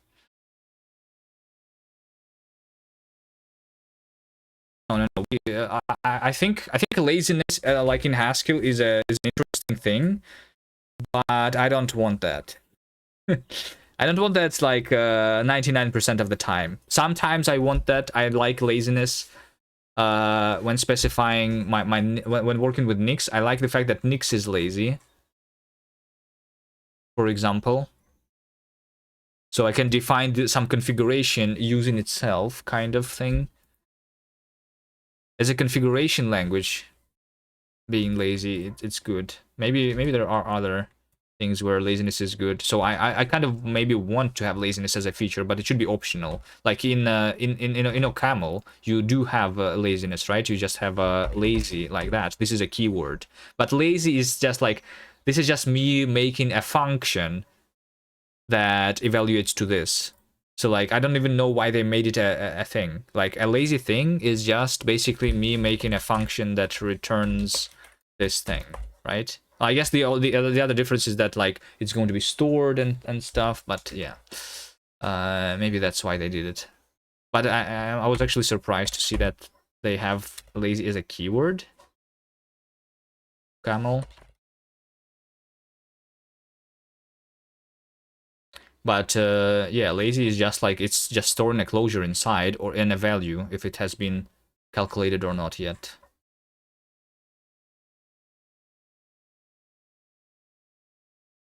Anyway, so if a value is unit, then the type of the value is unit.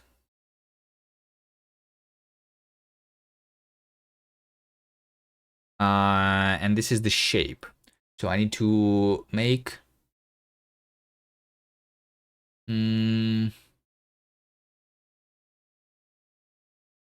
yeah, I need to have the inferred this, where inferred shape is, so I want to make a type, right? From the type shape. So this should be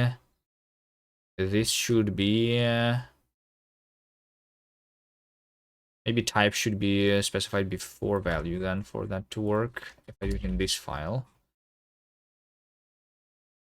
So this should be type inferred. Wait, hold on. I just do type inferred. Yeah. Yeah. Type inferred. So like, because the type of the value is not always inferred, but in all of these cases it is inferred, you know? So we need to have a function inferred. Inferred is a function from shape, which is type shape, into type, which is variable, is inference variable, new inferred with the shape. There you go. So similarly to new not inferred, we need to have the new inferred. So inferred is some inferred function inferred. The signature is a into a var.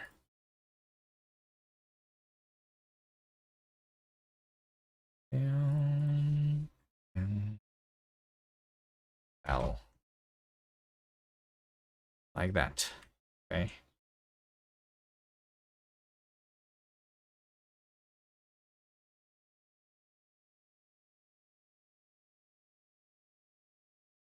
Okay. So all of these should be type inferred. Then we have a tuple. We have a tuple value which contains a tuple inside. This should also be an inferred tuple. This should be an inferred tuple, but the tuple has the thing which should be tuple map. Can I open std and can I open the cast util here? So tuple map, where we have function field value. I mean, yeah, we just map it using the type of that. So this should be recursive. Right, okay. Value type, the score. Okay, now we have a function. If we have a function,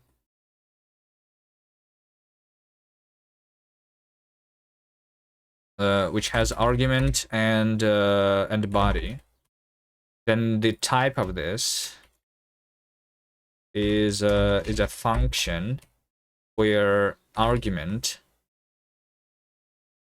You wish your camel at behaved like Haskell dollar. What's the difference? Like different priority? Isn't that exactly what it behaves like?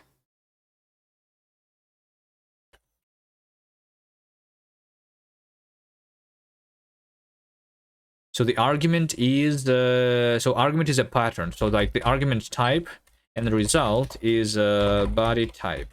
There you go. There you go. If we have a native function, so native functions should probably should probably define the types too. How did I do that before? A native function. A native function. A native function should have a type. Yes. Yes, type. Type function. Let's just do that. So this should be basically type. So we say type inferred t function of the type. There you go. Function f1a f2a2 can be just function f1a f2a in Haskell and in OCaml.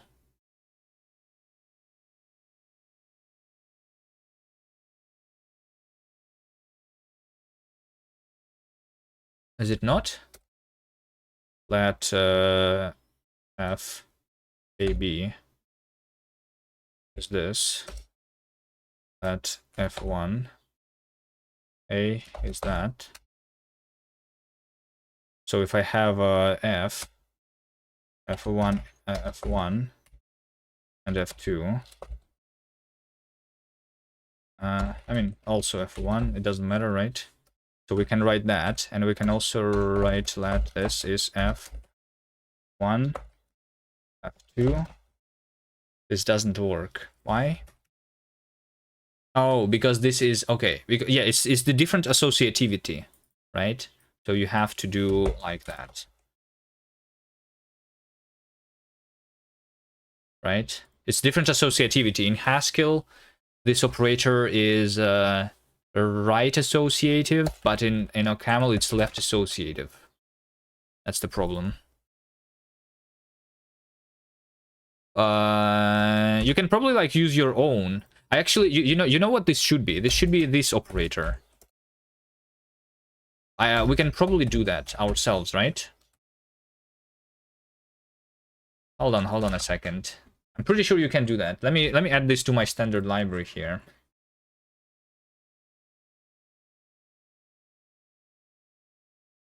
Can we not have let this be that? And then I will just be able to do that. There you go.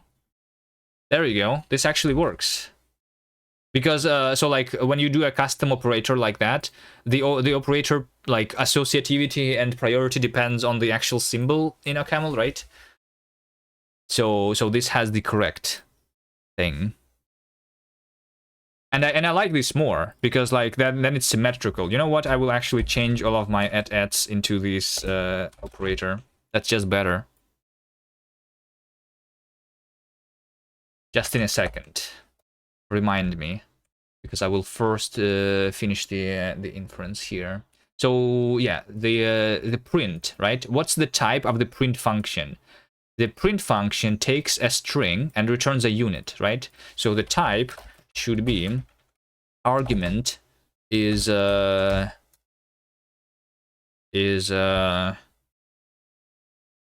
inferred string, and result is inferred unit. There you go.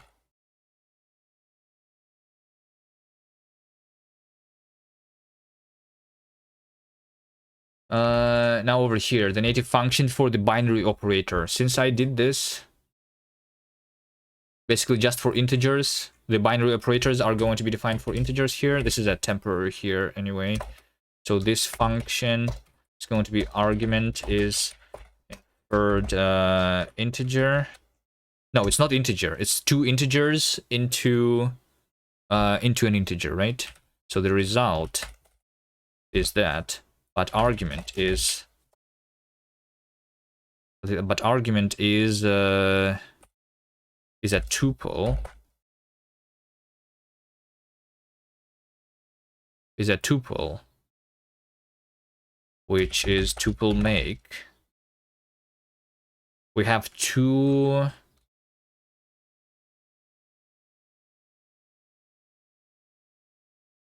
We have two unnamed things here, right? So let's make this in the types. We have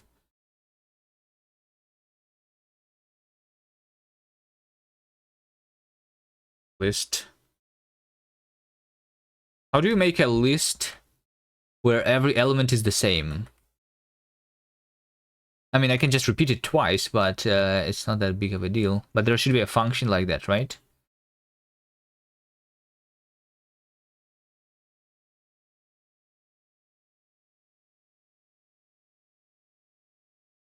An int, an a into a list a.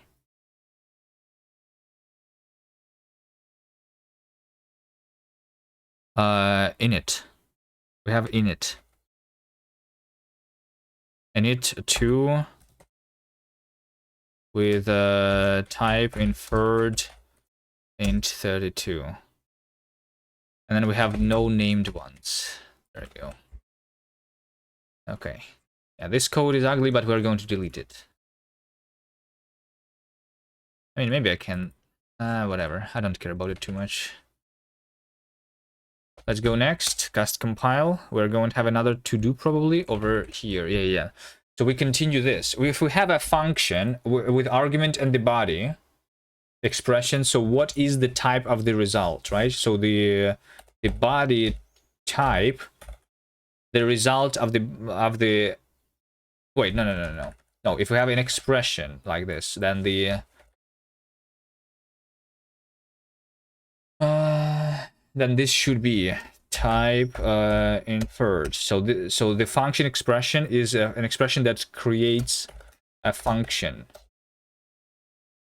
That creates a function where argument is argument type and the result is body type. Okay, if we have a tuple expression, then this should be a tuple type, where tuple is map using, so like for every field we just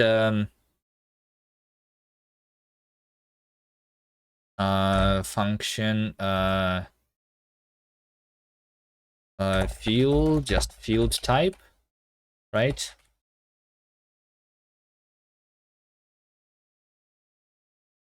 Field is an expression and it has type, but it's unbound because OCaml inference is bad. I need to help it a little bit. Okay, if we apply a function to an argument, then the result of this should be, so like f. So we need to assert here that f is a function, right? That's what we should do first.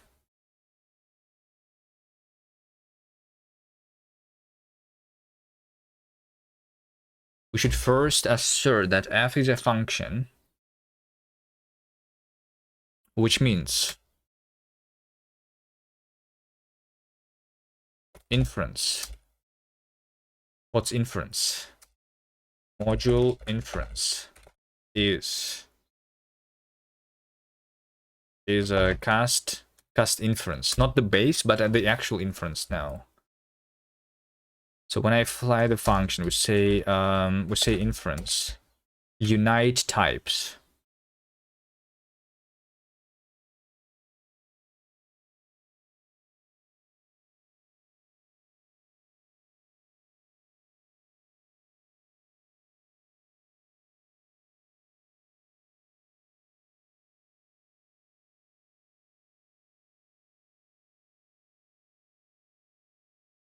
So the function type should be the same. Should be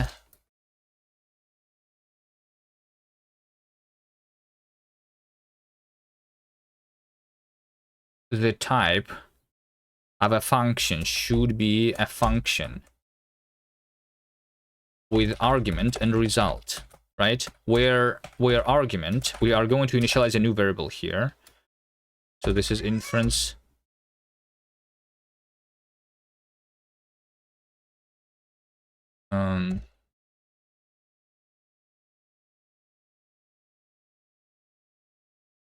I kind of want to, yeah, we have this inference, right? You know what? We're going to, instead of doing this, we're going to include the inference base like that. That makes more sense. So I have inference variable new not inferred, right? And then we say that the result is inference variable new not inferred, right? So then I say that the function type should be this. How about I just say something like, you know, expect function type to be this instead of unite, something that returns a unit. So yeah, like what about this? Expected is this function type, right? Can I do that? Yeah, this should be, no, this should be like type new not inferred. Should be type new not inferred, right? So we have that. Inference expect.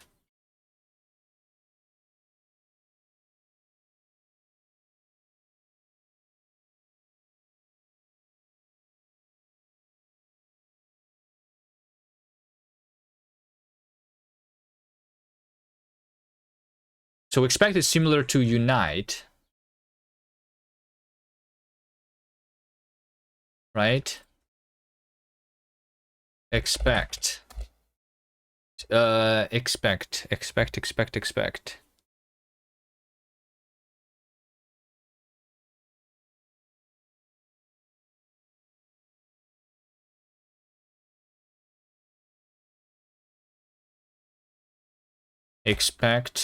inferred.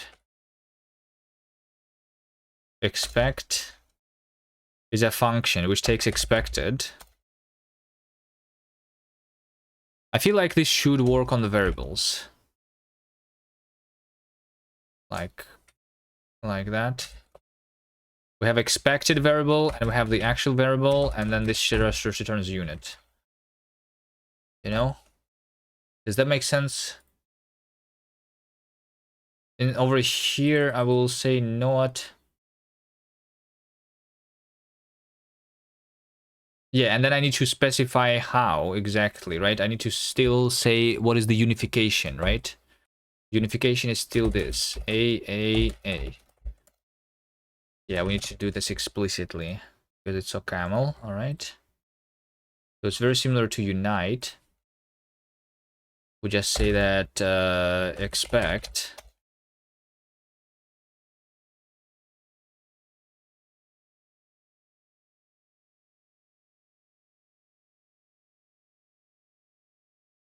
A is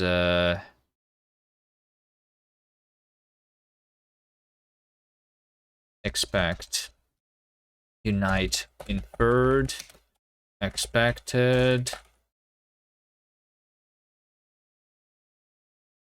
and variable is. So I'm just going to say unite expected and variable, and I'm going to ignore the result. Unite using unite inferred. Okay, yeah, something like this. Yeah, we have over here also a failure for now.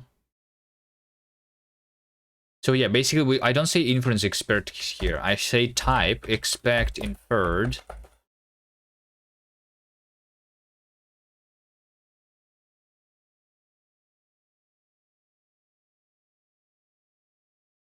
as this, you know?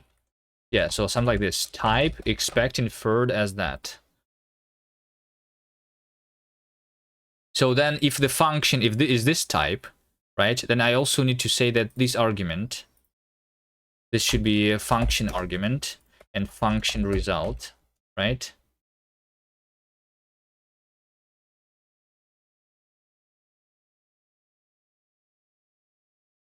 Argument is function argument, result is a function result.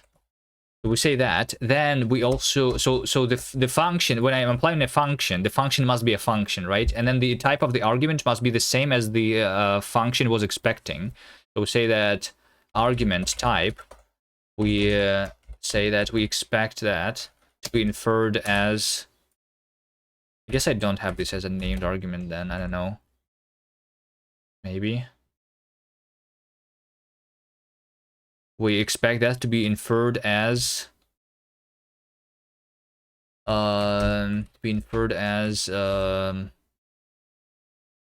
function argument, right? And then the result of me applying a function would be the function result. There you go. That's the entire inference. Now what's the type? Type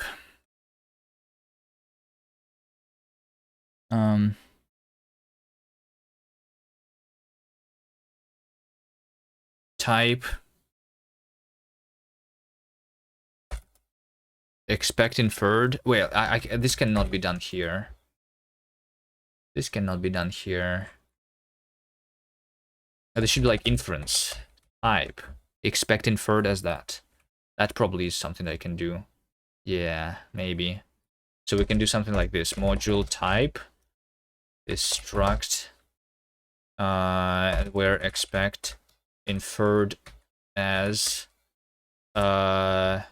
expected type is going to be variable expect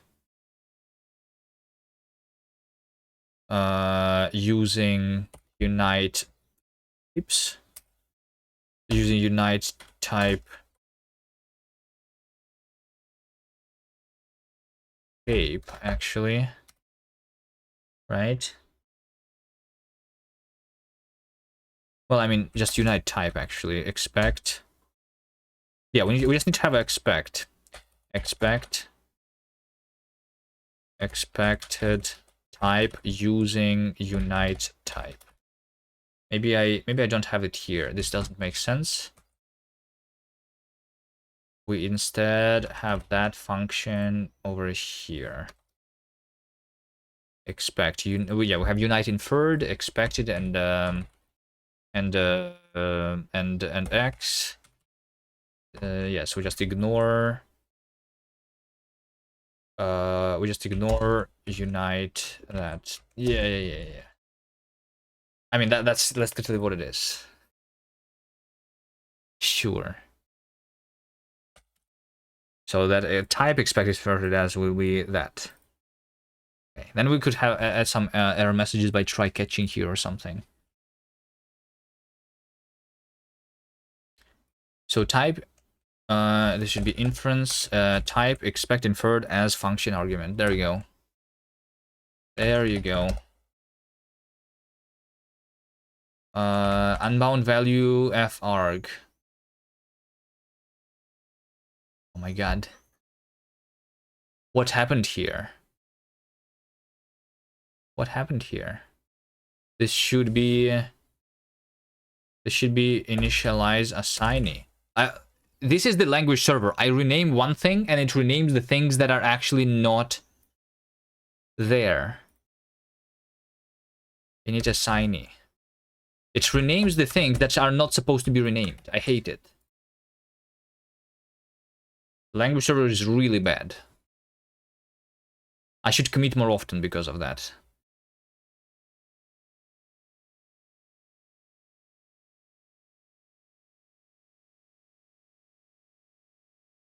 So we have unite, right? When I have whenever I want to unite two variables, what do we do? I was talking about this earlier, right? So we find the root. we say that root of a is find root variable of a, and then we say root of b is find root variable of b, right? And then we basically need to attach them together, right? And then also calculate their unified things. Also, if the roots are the same, which it can happen, in that case it will be literally the same variable. So I say basically if root a is equal to root b, then it means that these variables are already unified. I don't need to do anything. This is physical equality, right? So then we just return whichever variable, they are already the same, a, you know? But if they're not the same, then I need to actually unify them, right? So I say that data is unite data, find root of a and find root of b. Like I can just find the roots again here, it doesn't matter. That is instant anyway. So we have the unified data like that, where what?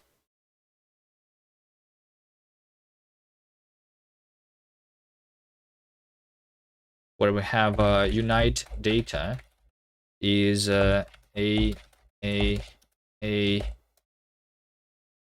Let's have unite data actually like as this thing here. I'll just capture the unite inferred. Unite data is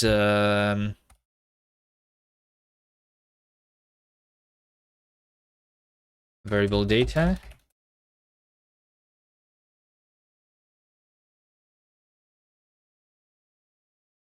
Right? Wait, why is data like that? This should not even be mutable, right? This is the only thing that needs to be mutable, I think. We can just do that. So we are going to mutate one of the roots. Yes.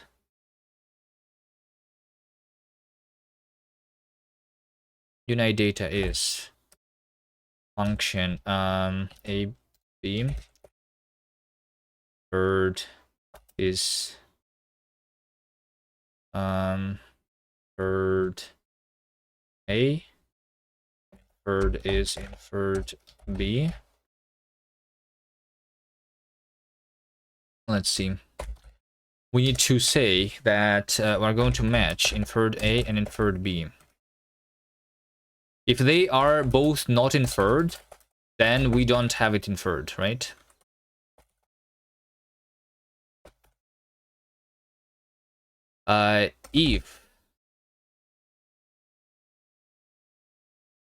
If one of it is inferred, so like some inferred and none, or none and some inferred, then we just say that it is inferred from one of the variables. But if they're both inferred, some a and some b, then we need to unite. Then we need to say some unite a and b. So unite inferred a and b, like that. Okay, where is the syntax issue? Oh my god, over here. So we have the data, which is united, and then I need to mutate one of these things. Then I will, yeah, so yeah, we are going to say RNG, something here. Let root A and root B. Is there like random boolean? There we go. I want a random boolean basically. And because we're going to choose the one randomly, that's important for the algorithm to be linear, right? So if it is either root A and root B, or it is root B and root A. There we go. So now I'm just going to say that root A is going to be the new root. So I'm going to say root A state is the new state, which is root with data.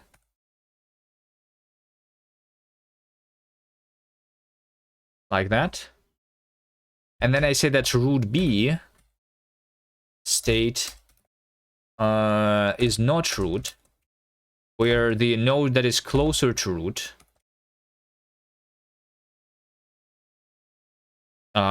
is root A. There you go. And then we just return any of these. I can just return root A. That's fine. This doesn't matter. There you go. This is the entire inference, I think. There's a bunch of other to-dos. Okay, so now, yeah, we need to like finish these things. When I want to assign assignee to a value, right? Then I need to make sure that the types of them are the same, right? So I say that assignee type. First of all, the type of this expression of assigning a thing is going to be a unit, right? But we need to first say that the assignee type is expected to be inferred as the value type, right? There you go. And we have these. And we have these. I say let type be match shape with something in shape span type. Okay, so what are my assignee expressions? These are the ones. Only 3.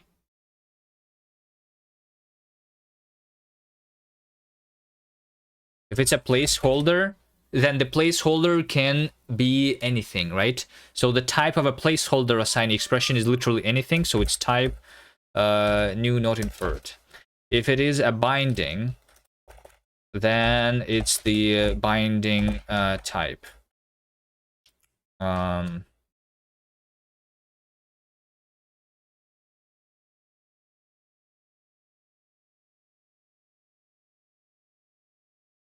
if it's a let pattern, then it is the type of the pattern. There you go. The assignees are simple. Then we have a pattern. We just do the same stuff. Now what's the pattern shape? It's these two. So that should be also simple. If we have a placeholder, then the type of this is new not inferred. This can be any type. If we have a binding, then the type is binding type. Yeah, good. Good. Does this work? It looks like I compiled. This looks like I compiled successfully. So can I evaluate this thing? I want to print the types. How about when I compile the thing, I want to, instead of saying the spans, right? Like this is the span, I want to instead of this, print the type. I want to print the types of everything. Let's try that.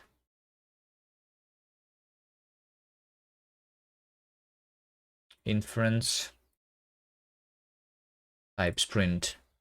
Yeah, I want to print the expression shape. Print expression.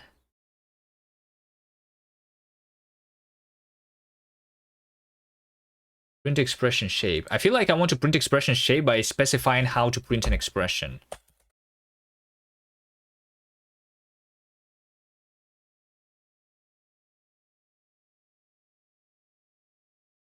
So this takes print expression as an argument, actually. So when I print expression, I say print expression shape using print expression.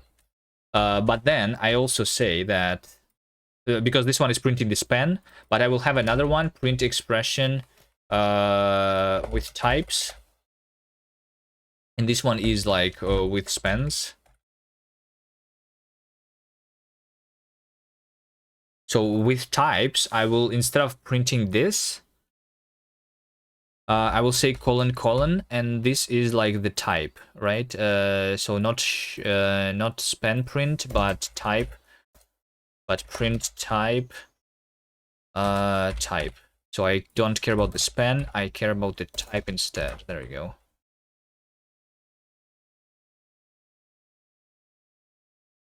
But then cast compile. I will try print. Oh, expression print. Yeah.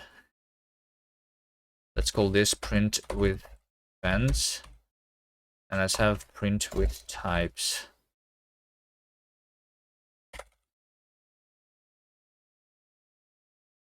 Like that. Let's print with types here instead. All right. Wait. It did the inner one. Okay. It knows that the type of the entire thing is an int32. By the way, that has been figured out. Okay, that's good. But over here, it still is printing the spans. Print with types is this. Oh, because over here, print with types, right? In the inner ones. Okay. Let's see. We have all of the types. No, wait. What? Oh, because printing the things. Yeah. Printing the patterns is printing still the things. Okay. Anyway, let's see here, right? So we have this let3, right? This is assigning the value 3, and the value 3 is of type int32, right? So, and then the type of the assignment here is a unit, right? Okay, and then we say underscore is equal to. So we say that we assign 2 of type int32. That's fine. And then we apply the function f. So over here we say this is 2 plus x. 2 plus x is me calling a function, native add function, which is of the type 2 integers into an integer, right? And the argument to this function is a tuple, where we have the 2 and binding x, both of which are of type int32. Okay, I think this looks correct. This looks nice. The only thing...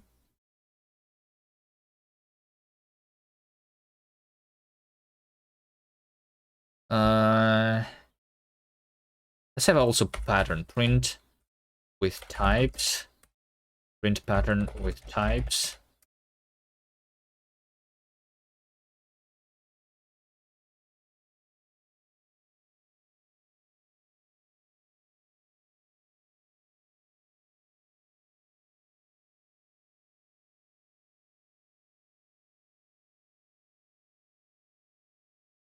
Print with types, okay. And no, hold on, print with spans. This one is called print with spans. And I want similarly to that, print with types over here. And similarly to that, on the assignee expressions, this is print with types, print with spans, print with spans, print with... Oh, wait. I understand. Like, it needs to specify how to print all of the different things. Kind of. Just call this print with spans for now, and print with types, yeah. Like, it needs not only to know how to print an expression, but also how to print all of the other things. This should be like a module argument or something. Let's do that later. Let's instead... I know that there is one thing that I didn't do, which is when I'm specifying a binding, cast compiler. Yeah, because when I'm creating a binding, it says type is not inferred. Always, right? But it means basically... Let me do an example, I guess. let's do an example over here. If I say that let x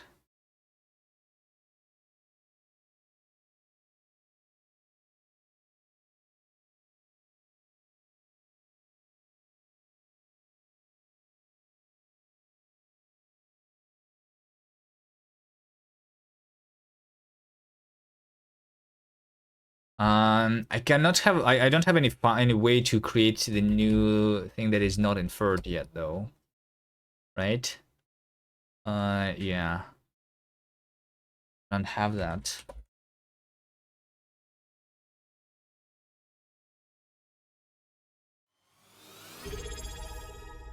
I heart coding. Thanks for the prime and for the follow.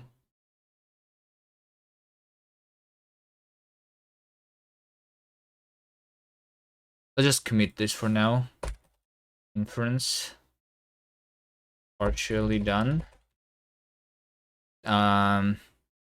Wait, how about we hold on. Let's even though inference is not perfect yet, it is wait, look at this. Apply function argument. Wait, what is this? Binding print is a function from string into not inferred. Oh yeah, there we go. We can see this problem here, right?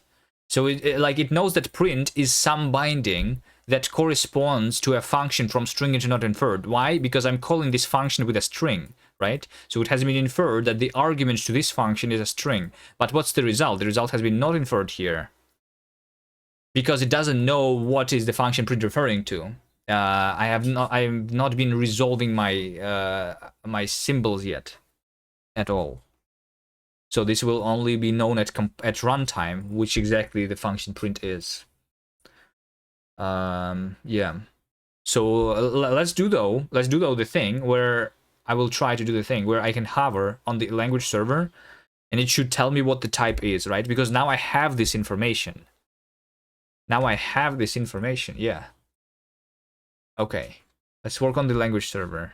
And before that, I wanted to do I wanted to change the at into a left pipe like that. Replace. Is this going to work? I guess not for this. For deriving, it doesn't work. But other than that, it's fine. Okay. It just says unbound here.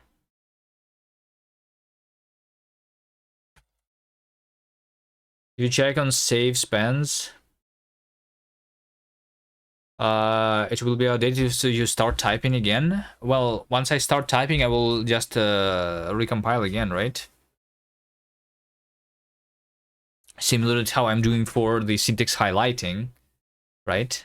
And for other things. So I will unsave the span, basically, right? But it means that I will, like, if I start typing, I will only have the information as soon as the code compiles again. But I will sometimes want, but have things will happen if you overload the server. All right. Well, let's see what's going to happen. I should wait. It's because well, I shouldn't be processing multiple requests in parallel, right? Something like that. Hopefully, it doesn't happen right now.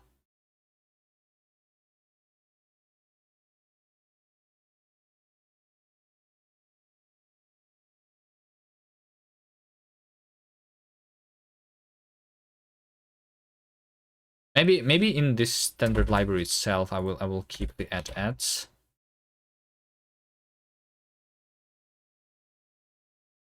But in all of the other places.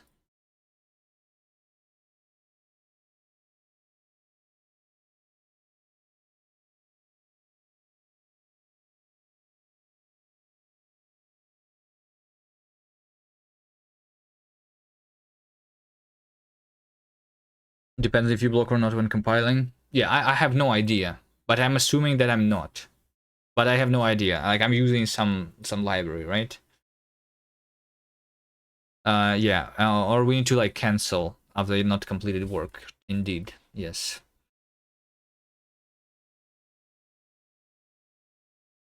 Let's see. The language server is the worst part of the code because I don't have the good like the language server doesn't work at all here. Because I don't, if I go over here, this shows me the errors. Unbound modules. This is the library that I'm using. For some reason, it says unbound modules here. This is like my dependency.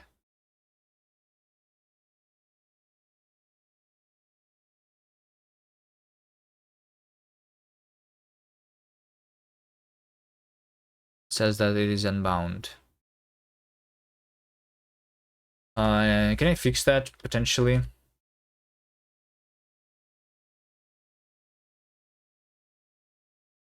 Ocaml LSP is complaining about unbound modules when I look in the source of my dependencies that code compiles. Welcome to Ocaml.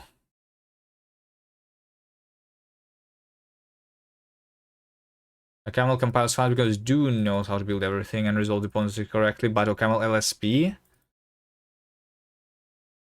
this one depends on the Merlin file. My LSP is blind. Make sure you're using Dune more than 2.8 and have a Dune project. Use Ocaml LSP the right way. Dune build at check. This will force Dune to validate everything, including type checks, the way LSP would.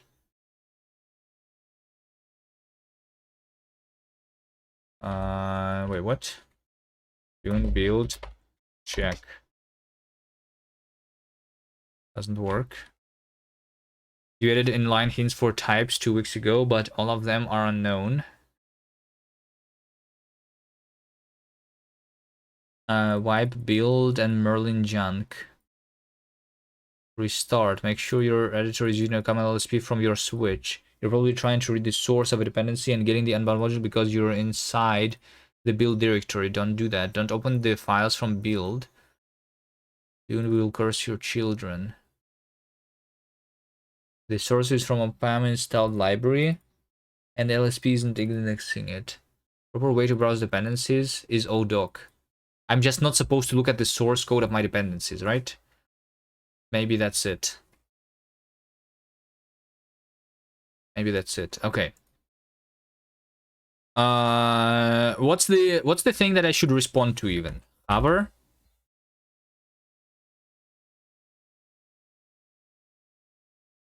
There's hover and then there's inlay hints. I see that. There is a symbol. What's the symbol?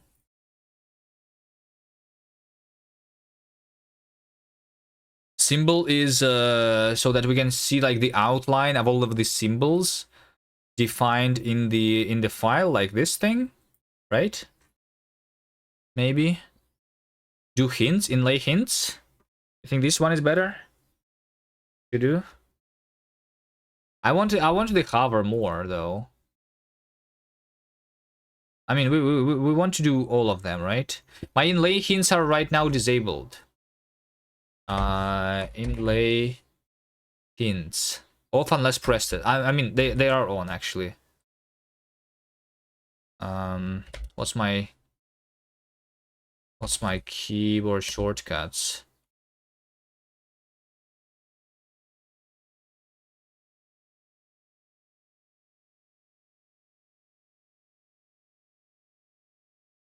I don't remember the keyboard. Maybe like Control Shift. Maybe it doesn't work in Ocaml.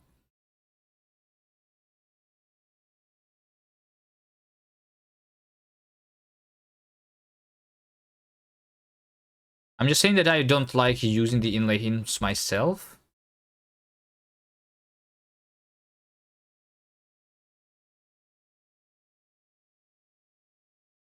It was getting unbound module problem in cast files too. Even though build was fine. In cast modules, I don't have that in cast files. I mean, sometimes I have it, but then I restart the LSP and it works. Off unless pressed. Control Alt. There you go. Yeah. We have this inlay hints in the OCaml too. I just don't like seeing them. But we have this keybind, that's fine. Sure, let's do inlay hints. Sure, let's do inlay hints. LSP.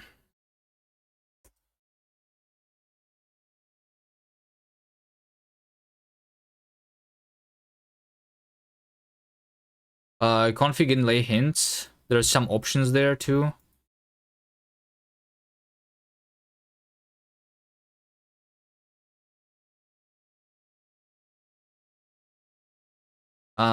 We need to say that this modify capabilities, right? So this is what I have implemented so far. We have document formatting, document semantic tokens, and the selection range. Now we have the inlay hints. Just say bool true here for now, right? Inlay hint provider. With Rust, hints are bugged. When any error exists, hints get doubled or tripled. Interesting. Okay, so we have inlay hint provider. If I will try now to over here restart cast language server. Or, isn't it supposed to ask me for the inlay hints now? Reload window. Cast language server. Like it's not. It's supposed to tell me that.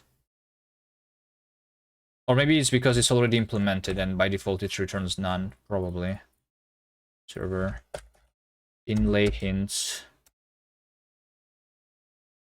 On request inlay hint. Yeah, this just returns none by default. I need to override this method.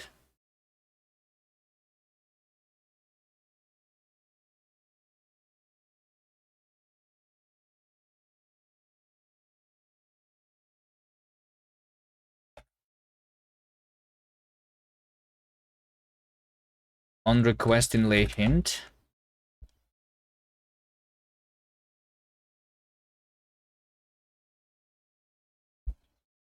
Range. What's a range? LSP types range. So this means that just it's going to ask me for the inlay hints, not for the entire file, but only for the range. Okay. Inlay hints get spammed every often when you scroll the file. Yeah, that's because there's a range there, right? Yeah. Well, I mean, I don't compile on everything on every scroll, obviously. Right? Obviously, I don't compile on every scroll. Let's first of all see the current stuff. So I want to, yeah, so now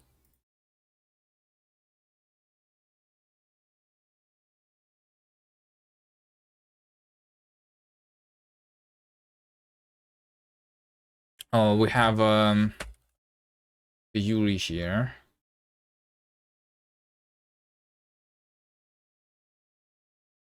Unbound value Yuri. It's over here. Are you stupid? Mr. Language Server. It's over here. Hello?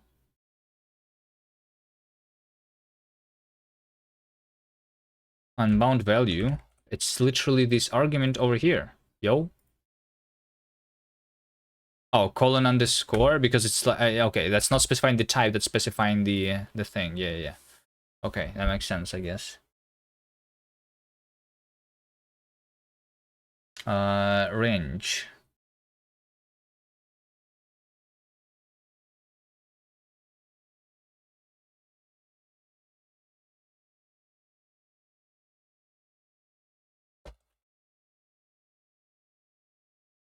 We do that, right?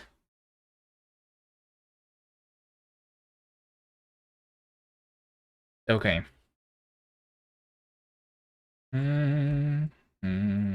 So the state after processing a file should be what? We have parsed, but now we also want the compiled, right? Now we want to compile in the language server. So this would be a compiler. So the LSP itself should depend on cast compiler, right? Module compiler is cast compiler. Compiled result is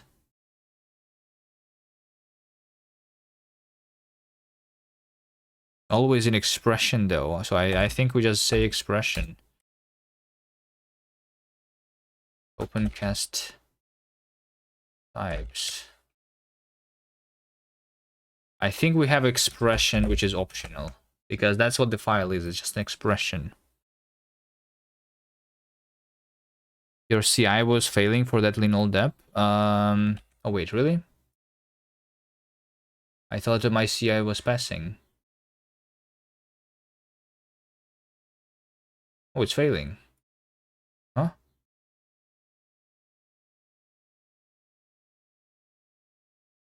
Oh. Okay.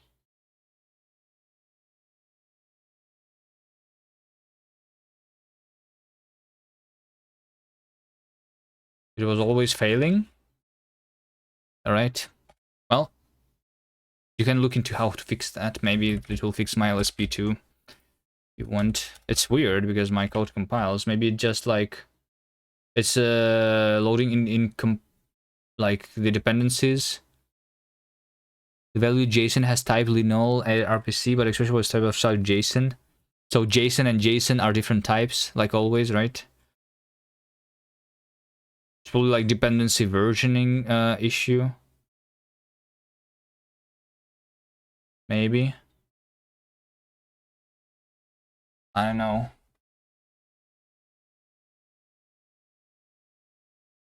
Okay, so we have parsed and then we have compiled. Can I compiler? Compile.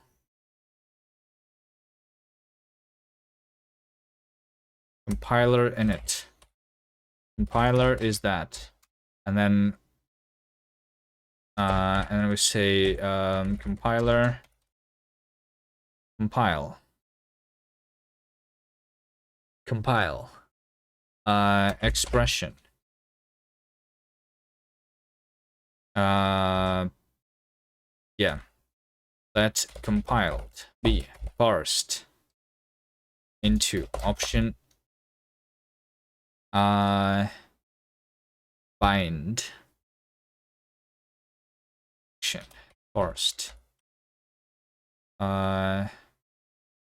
AST to AST. This over here is a parser result.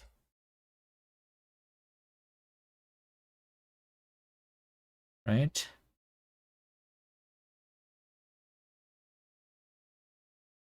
Expression should not be a function. Option bind.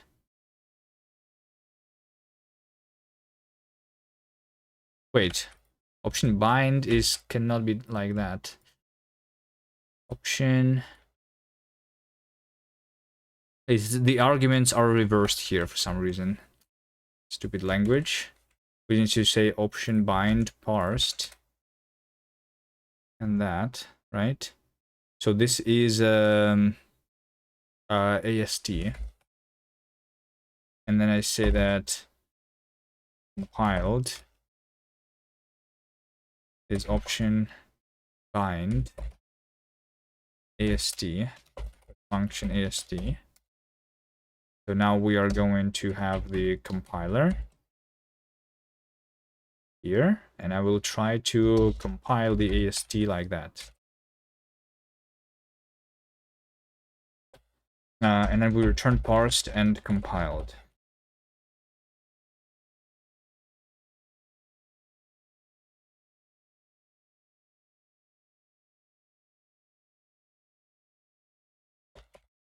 My own functions are also in the weird order.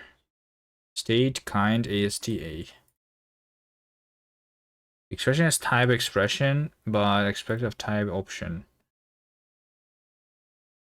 This expression has type expression, but an expression was expected of type option. Right, because compilation might fail, so we just say try with none. Try some that with none. Okay. You saw my Beans of Power game, liked it very much. Hello, Malik7TV. I'm glad you liked it. The original name of the game was Getting Farted On, but then we changed it.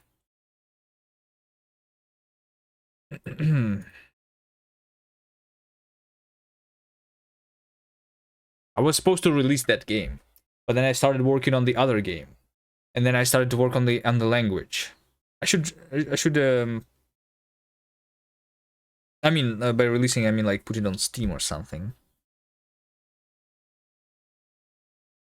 Wait, did you beat it though? Wait, did you beat it? Does it still work?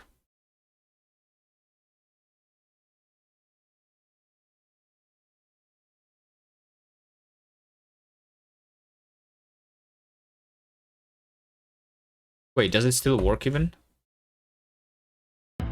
Oh, it does. Nice.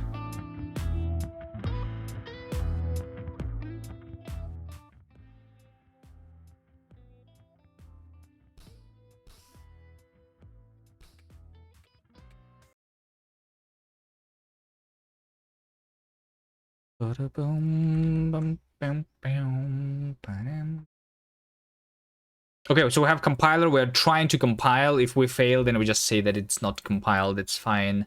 Later we will show the diagnostics if it doesn't compile or something. But I want the inlay hints here. So on request inlay hints. Now we have the compiled stuff here, right? And then I say that match compiled with none. And we return none. And if it's some, then we will do something. Some compiled expression, right? That's what we have. So I have an expression. I want to show the inlay hints here. The ones that fit into this range. What happens if I report all of the inlay hints and not only those that are fitting the range? Can I just do that? What is this even? Hold on. LSP types inlay hint T list option. So what is inlay hint? We have data.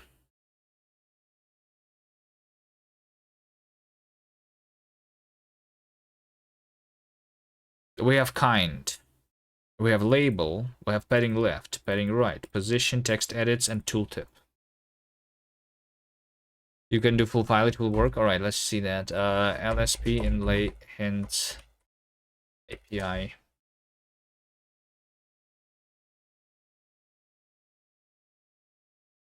Specification.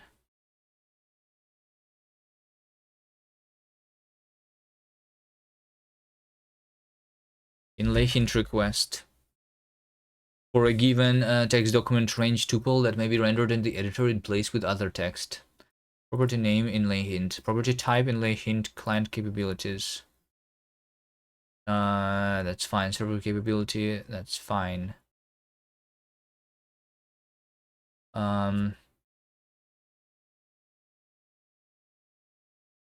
Inlay hint, yeah, so result is inlay hint array or null. Each inlay hint has position. The position of this hint. If multiple hints have the same position, they will be shown in order they appear in the response. Good. The label of this hint. Okay, so I will just try to have the hint at the end of the span of each expression. I think that's fine, right? What's a label? The label of this hint, the human readable string or an array of part label parts. So we can have some reach stuff there or something? What is this? Or is the label something else? The label of the hidden readable string of an array of inlay label hidden parts that neither the string or the label part can be empty.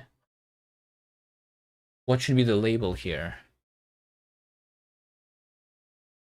I did issue for not sending comments at end of line to next line. Yeah, you can also fix that, Nigel, if you want. Yeah.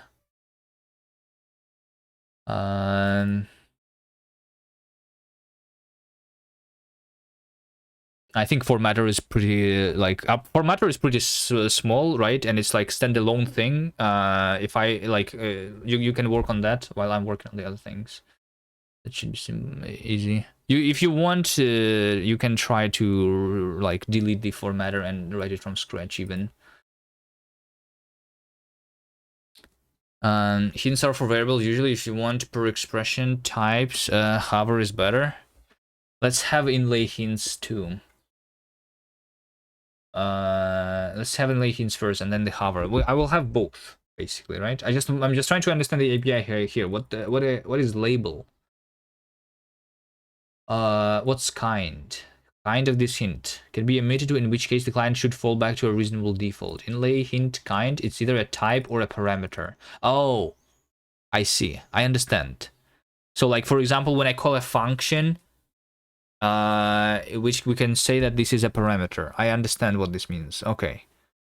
I've seen that before. Okay. I just want the types for now, right? Text edits. Optional text edits that are performed when accepting this inlay. Oh, wait, you can accept inlay hint? Oh. That edits are expected to change the document so that the inlay hint is now part of the document. The edits are expected to change the document so that the inlay hint, or its nearest variant, is now part of the document. Huh? Really?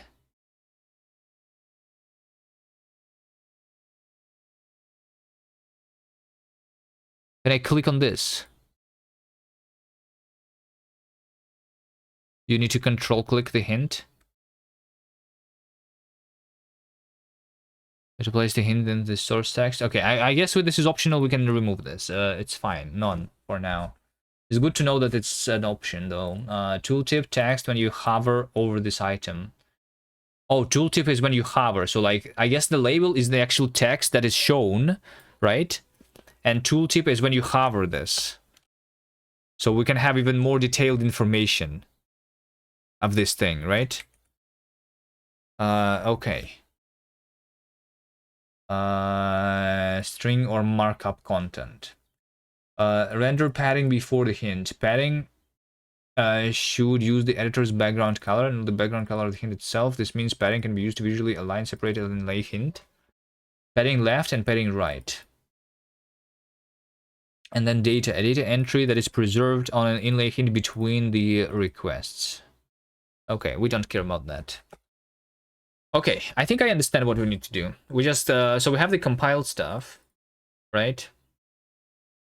We have the compiled stuff. And then we just do, we just return inlay hints of the expression. We return some inlay hints of the expression. Okay, so this is LSP type inlay hint list is what I need to return. Let's write this function somewhere.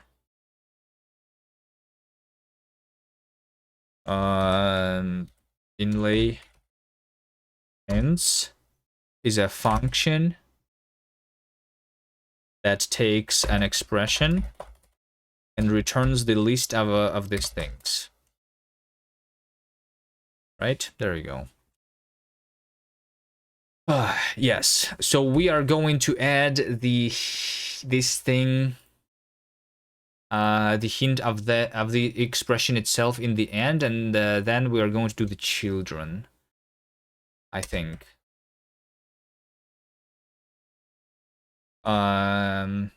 Yeah.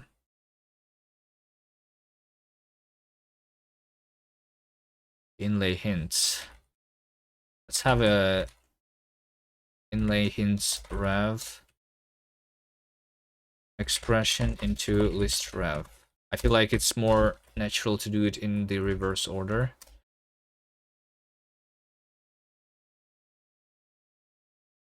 Because I will say first that we have the hint, yeah. Hint, LSP types inlay hint, T is that, and then we have the hint. Let's start with that, actually. Let's start with 1, you know? So once again, we have inlay hint, data is none, right? Then we need kind is some type. Is kind optional? Kind is optional.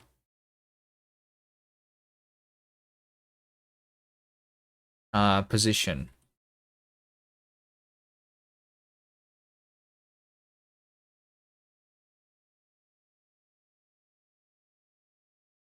My VS Code is broken.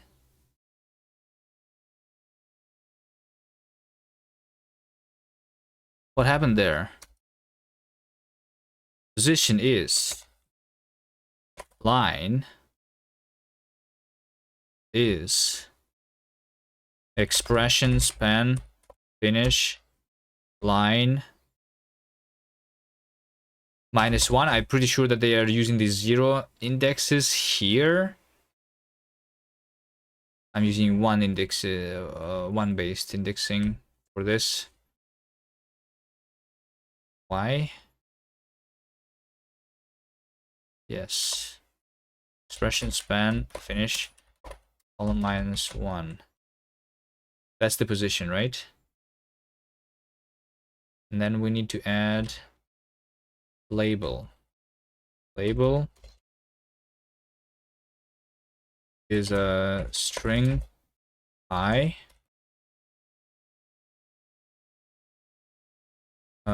Kind is some type. Padding left is some true. Padding height is false. Not comma unequal.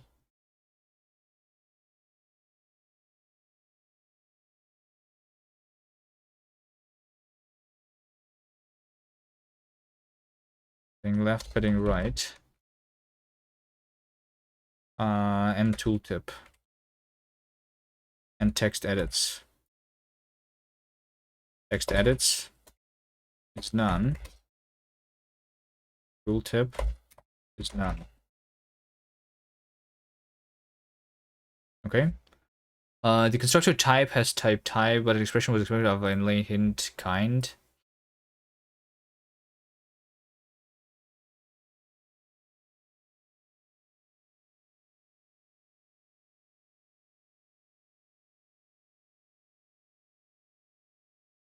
Oh my god, it's impossible.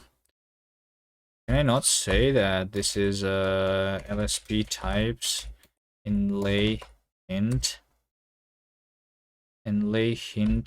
type? Is that a thing?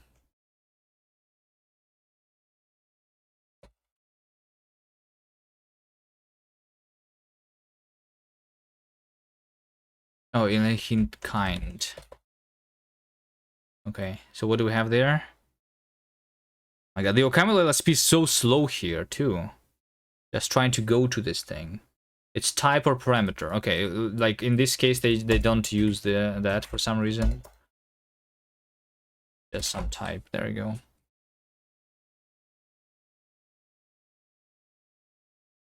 Okay. They sometimes use the backticks. I don't understand why.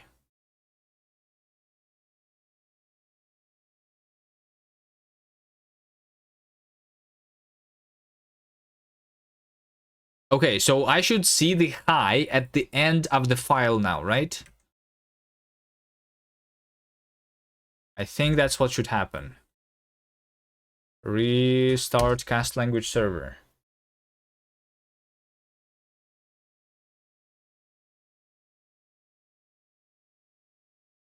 Output cast language server.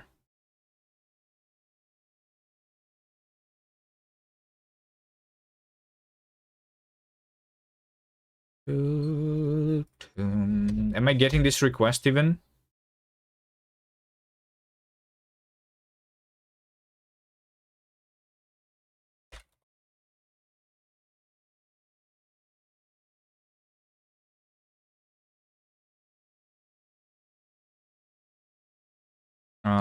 Log info got inlay hint request.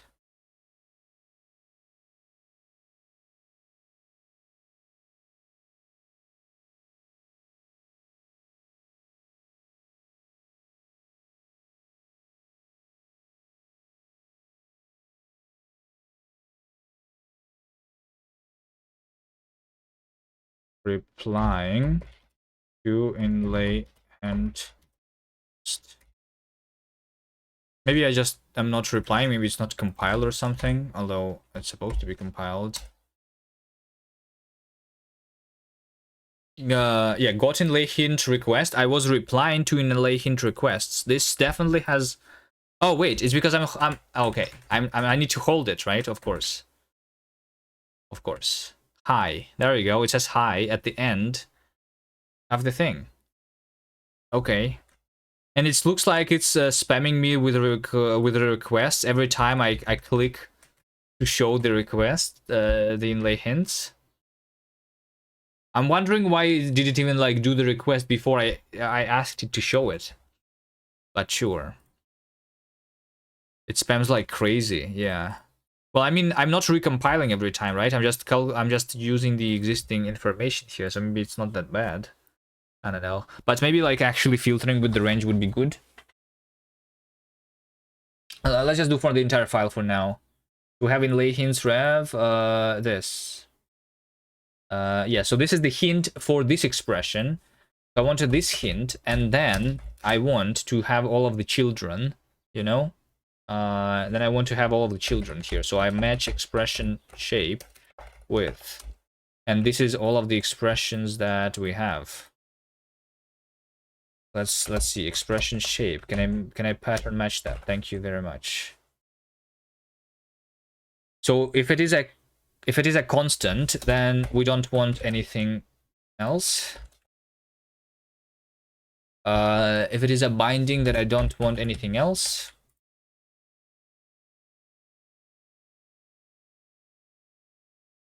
What do you mean unbound constructor? Are you stupid? Expression shape.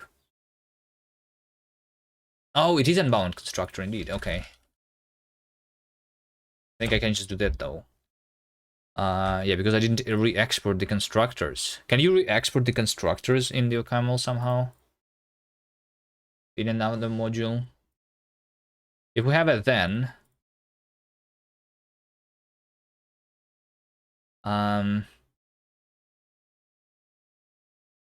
hello, Remarch. Just do it for let's.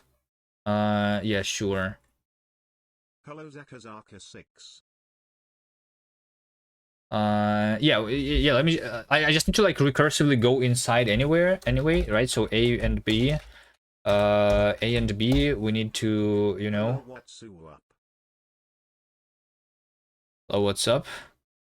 Wait, hold on. I just need to inlay hints. How about I return the sequence instead of a thing? And then we just say this is a list of sequence. Like that. You know? So this is the hint. This one should probably be optional.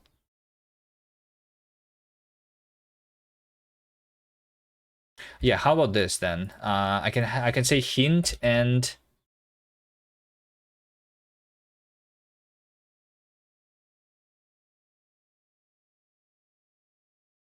I want to say hint as a string probably first. Yeah.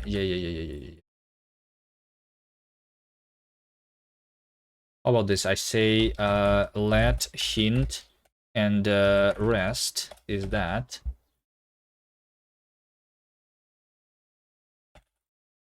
You know? So in this case we say, so for the constants we are going to say none. And the rest is sequence empty. For binding we say none sequence empty. Right? Something like that. None sequence empty, right? Let's just do that everywhere here. Now, am I making my own compiler as well? I am not compiling to native code yet. We are going to have an interpreter, but it is planned to compile to native code too. Yes, but before that, we are going to compile to JavaScript transpile. Or maybe at the same time, we'll see. Maybe I don't know. Should I try this time to do the native one immediately? I kind of want to have like all of the, so like there are three important targets that we need to have. It is interpreter, a JavaScript, and the native code. JavaScript is important because I want to be able to run in the browser, and native would be nice. Interpreter is important because we need to have a compile time evaluation.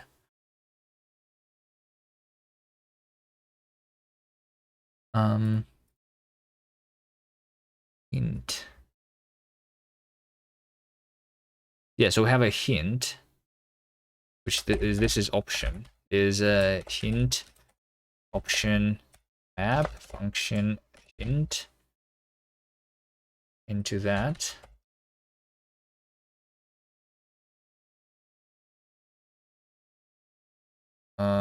Rest.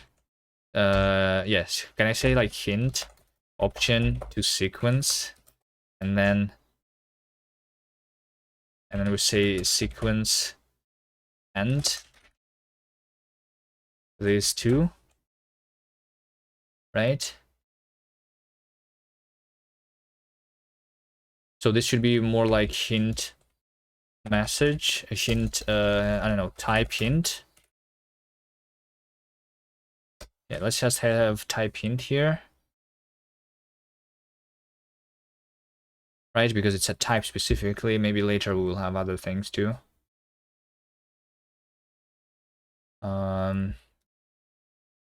Position. So this thing returns this language, and not infer this thing automatically, apparently, and to duplicate the type every time.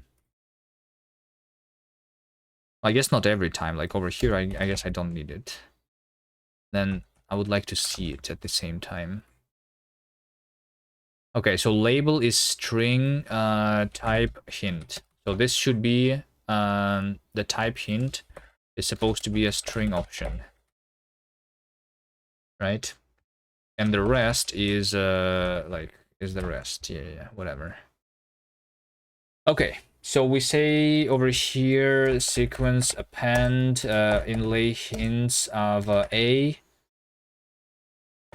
and inlay hints of B, right? As scope expression will have inlay hints of expression. If we have a function which has argument and body, then we will have append inlay hints of argument. Yeah, this is specifically for expression. This one over here, argument, is a pattern. Inlay hints. Yeah, let's not do. Wait, no. Let's do this for patterns actually.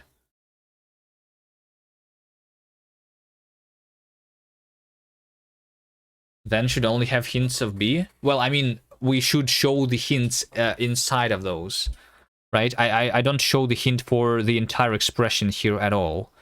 But I will show like the inner hints inside, like of the nested expressions inside there, you know? We should always go deep, but sometimes we want to show the thing over here for the expression itself, right? In this case, the first element will be sum, which should be like what for?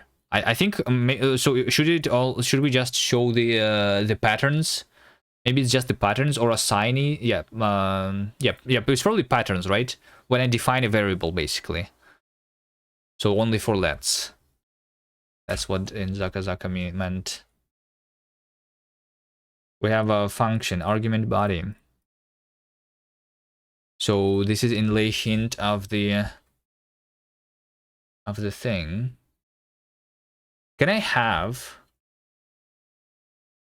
compiler compiled kind? I want compiled kind, I guess, here too.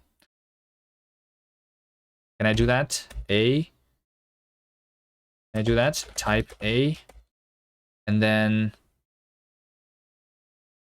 kind is A compiled kind, and then the thing is of type A, right? Can I do that? So inlay hints of an expression is inlay hints of an expression. You know what I mean?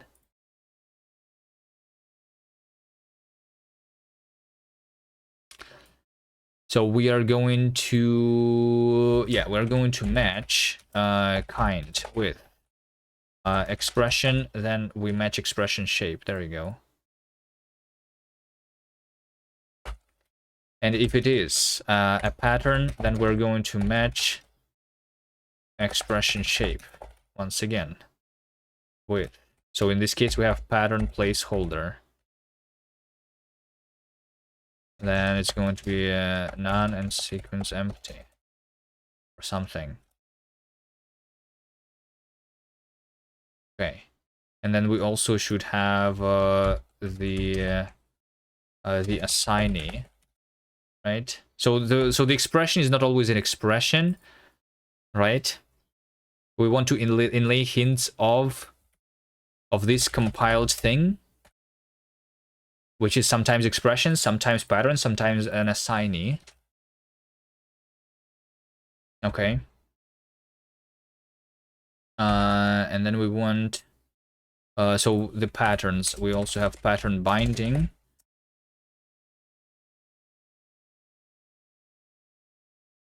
None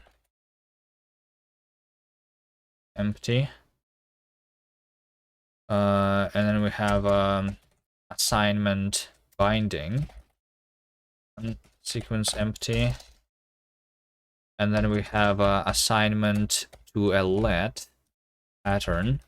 In this case, we do none and inlay hints of pattern.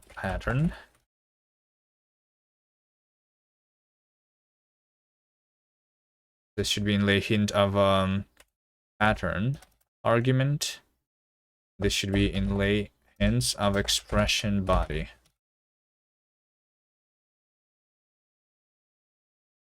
The type expression has type, yeah. So like because this is a recursive one, this actually does not work. And to specify the type here explicitly for all A compiler compiled kind into A into LSP sequence, and this should be a fun to an arrow. The expression has type, but an expression was expected of type. Why is everything red? I hate it. This should not be equal.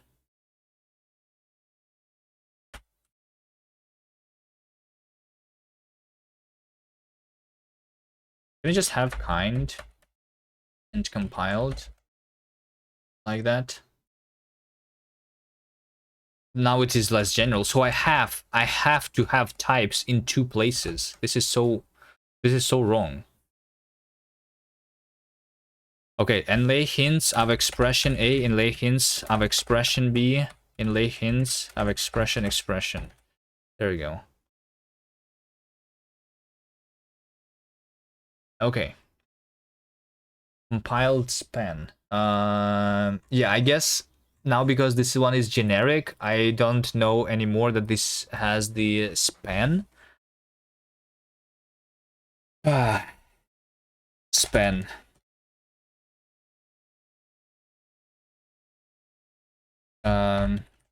Let's say this. And span.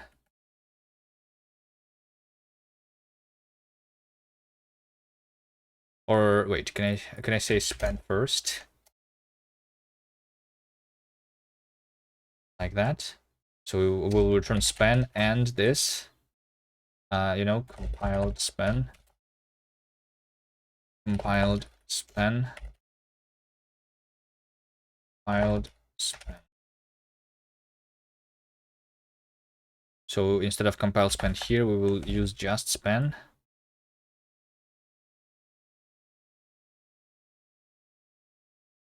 Okay, good. So now let's decide where we want. So we want for a let, right? That's what you say. For a let, we want to show the type of the pattern, right? Specifically on the lets. Sure.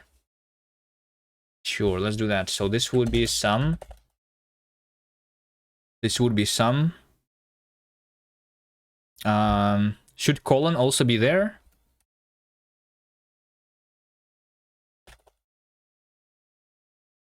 Let's see, colon.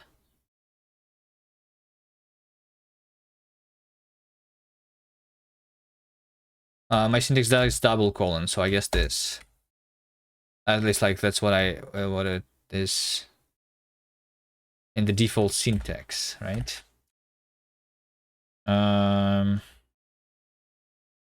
Type, print, pattern, type.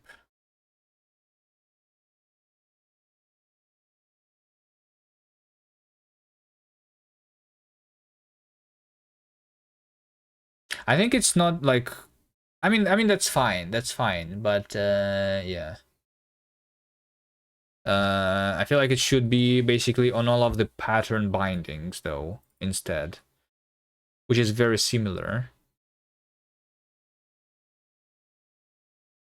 But in case we have like, something like, you know, something like let x and y, I want to know the type of x and the type of y separately, right? Not the type of the entire thing, right?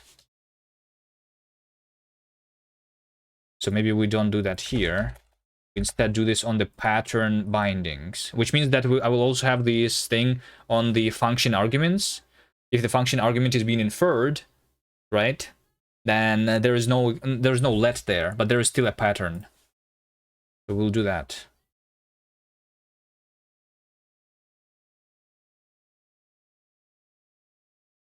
I think. And by the way, I never did the things. Let's say restart. It doesn't work. Replying to inlay hints track. Oh wait, it's because over here I didn't do the thing, right? We need to assign and apply and everything. A tuple is going to be over here. Tuple to sequence. And then sequence of flat map function member and expression, and then we say inlay hints of expression like that. Okay, and then we have apply function and argument, and we want to append the inlay hints of expression f, and inlay hints of expression argument. Okay, and if we assign assignee with a value, then I want to append inlay hints of a assignee and inlay hints of a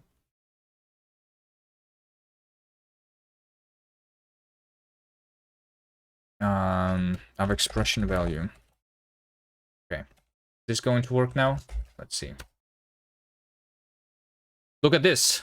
Look at this. Let x int 32. There you go. This works.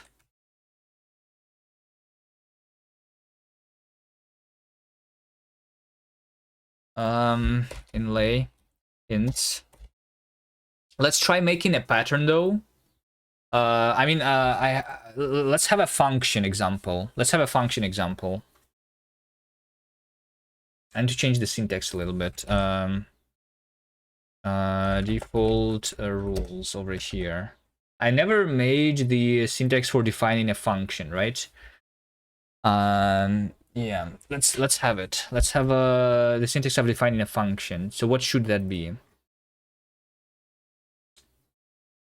Like an arrow, like in JavaScript. That's what we had before, right? Oh, what should be the priority though? Should the priority be more than a comma? What was the priorities before? Defn? No. Well, I mean, I can use an fn keyword, sure. Not sure that I like it. Like, I don't like, for example, camel. I need, like, I have these fun keywords, right? And then like I need this parenthesis around it. I don't know. Public static inline const text per auto function. Yeah. Let's just put it somewhere. I just don't know what should be the core function, right? It's just a function. I just don't know the priority here. Wrap never, I'm assuming, because if we want the wrapping, then we will have the body as a scoped expression instead. So this should be basically argument into with a fat arrow with a space around body, right? Like this. What is wrap? This is what controls the formatting. So I defined the syntax and I defined with the formatting. That's why we have like these spaces also. So when the formatter is going to do the formatting, it's going to have spaces around this arrow. Maybe we should like change this a little bit. I think I will change it a little bit because the formatter maybe should be defined separately from the syntax definition itself, and maybe we want to have some logic there, similar to macros, right? So in order to format, we need to do the interpretation of some function, So we can write like arbitrary logic in the formatting of a syntax. This over here right now is just some placeholder, I think. I don't know yet. To have argument into body.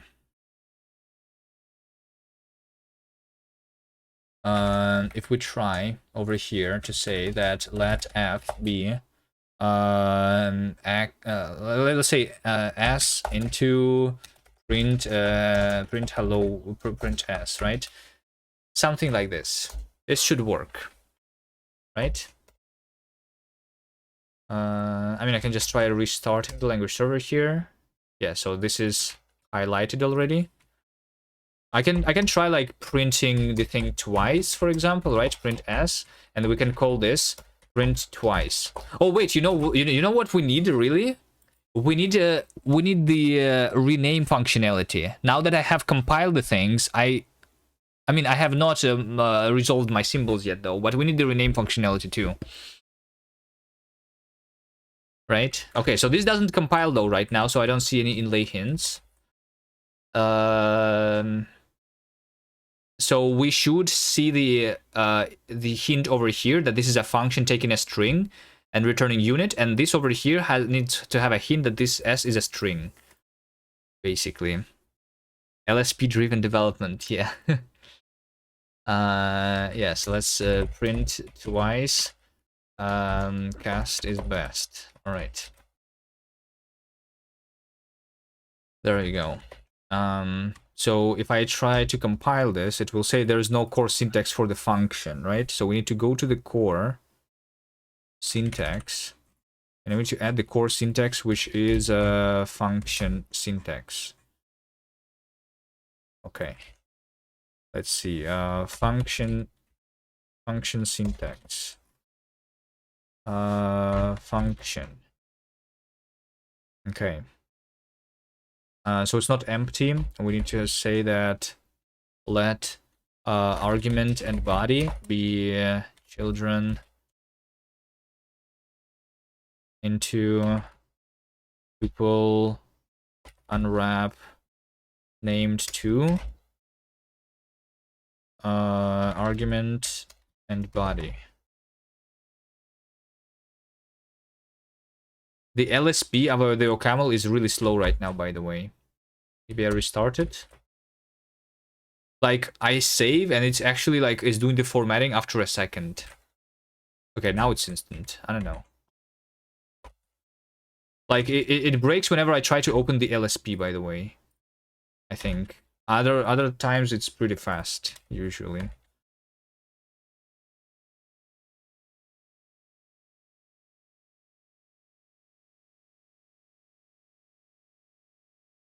So we have argument and then we have a body. If it is an assignee, then we fail, saying that function assigning to a function. What? That's not supposed to work, right? Assigning to a pattern, function pattern is also function cannot be a pattern. Function cannot be assignee.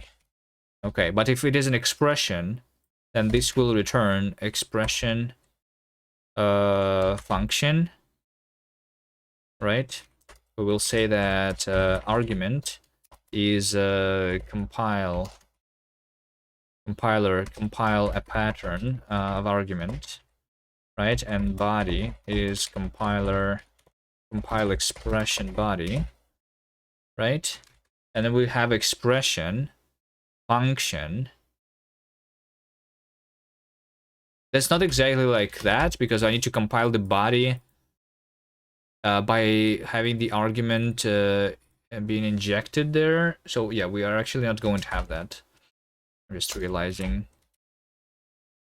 because I have no connection between the bindings yet. Anyway, we have our argument and body function, and we initialize expression on the span like that, right? Let's see if that works.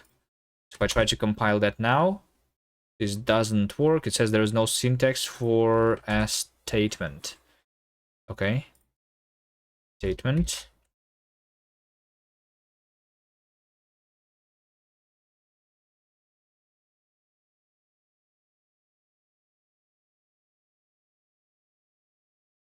It's because of the trailing semicolon.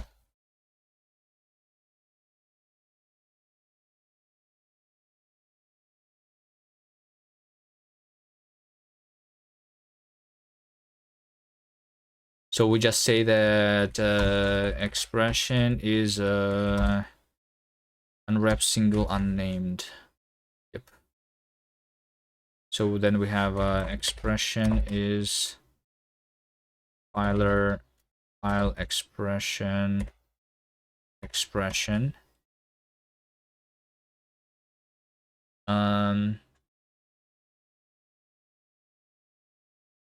So the statement is a separate expression actually, because it ignores the value of the thing, right? Yeah, I think we need to have a statement expression basically.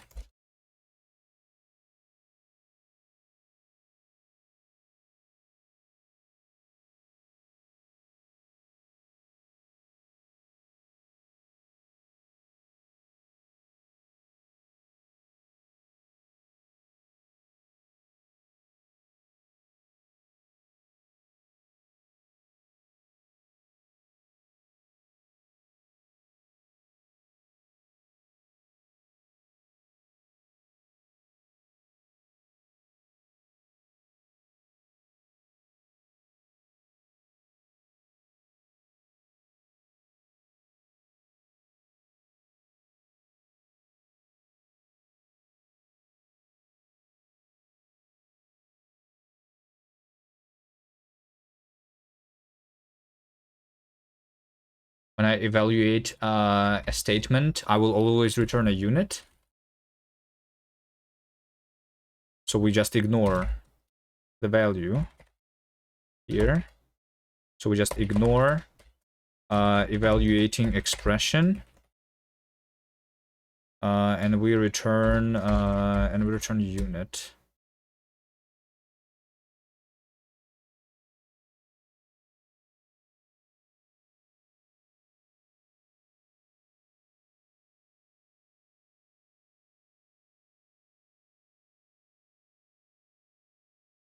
And then when I initialize the inference here,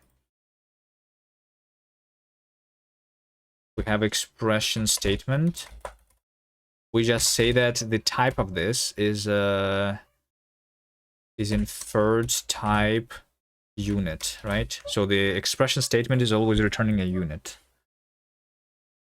And the type of expression can be anything. But maybe we later, like similarly to then and statement, we want to assert that the type of this is also unit. But maybe we ignore that. We'll see. Maybe it should be customizable. Inlay hints for expression statement. Do none, and inlay hints of expression. Okay. Now if I compile, it says expected 1 unnamed fields got 2.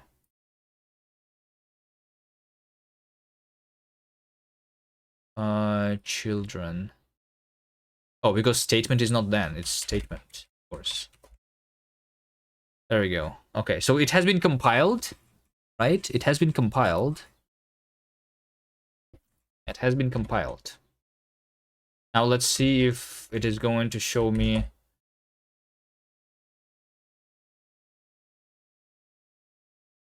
the thing here. Restart cast language server.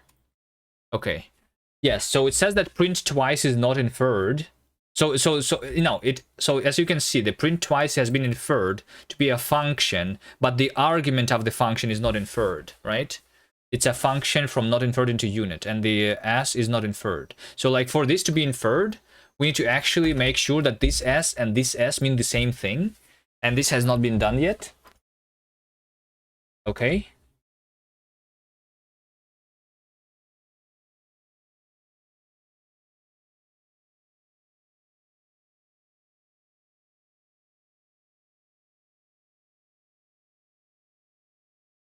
Okay, so for that to work, we need the compiler to know if the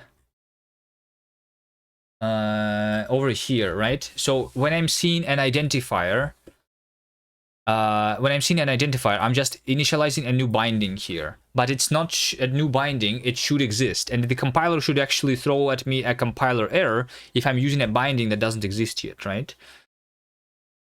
If I'm trying to assign to a thing, then they do the same. But if a pattern, but if we introduce a pattern, so the patterns are introducing the new things. Yes. So this binding should be the new one, but then the stuff that I compile later should be able to use this pattern. Let's do the incorrect way of doing that for now. So we are going to have the state. Why is this in its own module? That's weird, but sure. So we have the state of the compiler will contain the bindings, which is going to be a binding string map t for now. It's going to be a mutable one.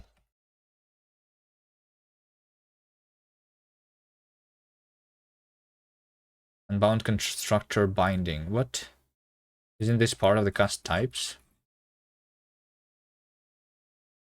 Binding is binding t. There we go. So we have the bindings, right? Cast compiler initialized. We're going to say bindings is string map empty. Let's have over here immediately to do this properly. You know, but I just Don't want to do that today, I think. The proper one. I'm just going to have like basically a single global scope instead. Instead of having like proper scopes. That's what it's doing, right? So whenever I'm trying to compile a binding and identifier here, right? Instead of having that this is the binding, I'm going to try and use an existing binding, right? So we say that the binding is string map bind identifier name in the state bindings, you know. That's my binding.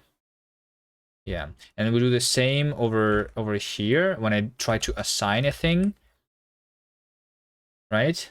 And then when I'm introducing a binding over here, I am making this binding, but also I will mutate the state here, right? So I will say that let binding be that, and then I will binding is binding. And I will say that string map add identifier name binding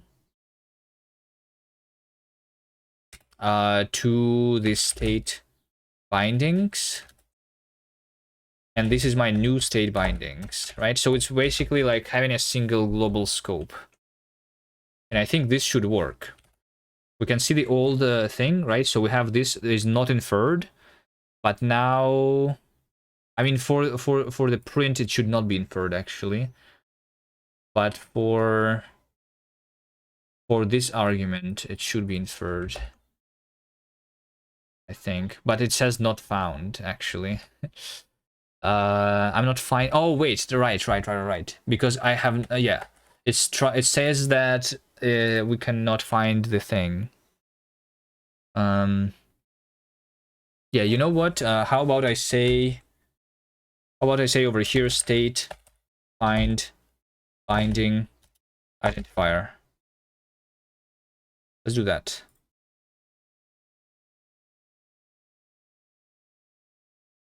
Let find binding.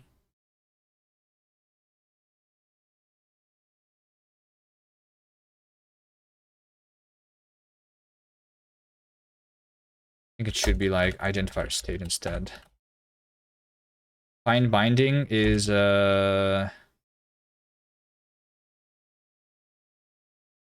token identifier.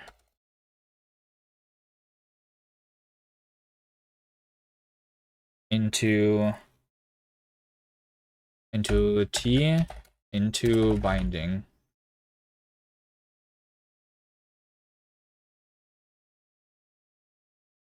Right, so I'm going to match string map find opt identifier name in state bindings with some binding then binding, and if none, then I will fail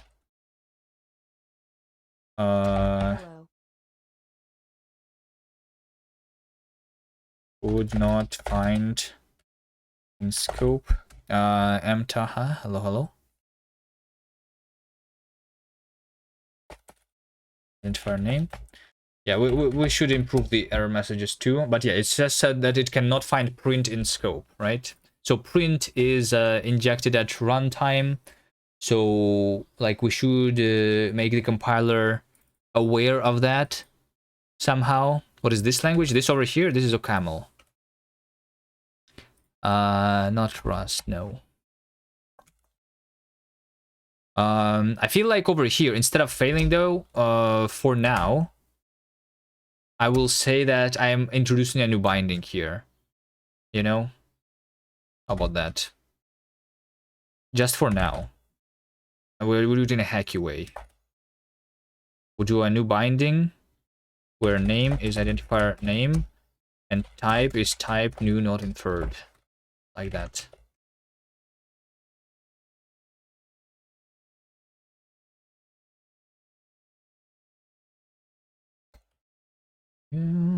Okay, so now it has been compiled. Let's go back to our example here. Restart cast language server.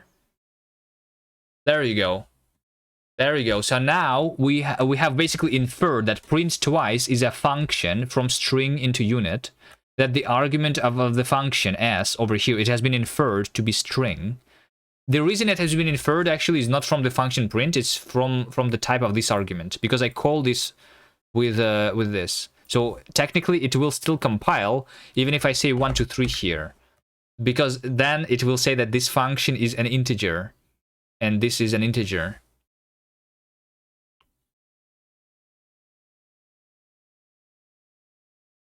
Right? But we should instead make the compiler aware of the built-ins of the interpreter, basically. That's what should happen before I am compiling. Yeah. That's what we should do.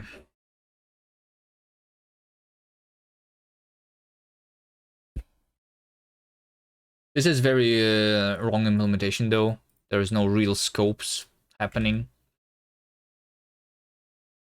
Wrong. Identifier. Resolution. Resolving.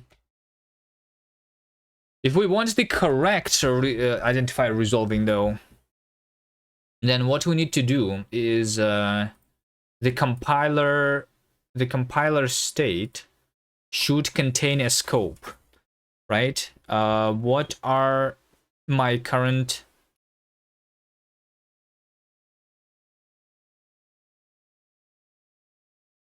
bindings?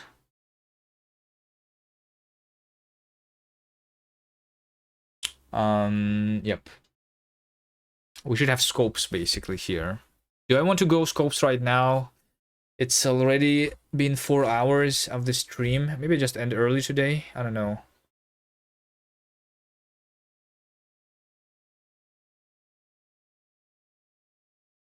Is it difficult to make this thing? Let me see. So the scopes. What's a scope? We'll have scopes. And scope as potentially parent, which is another scope, which is optional, right?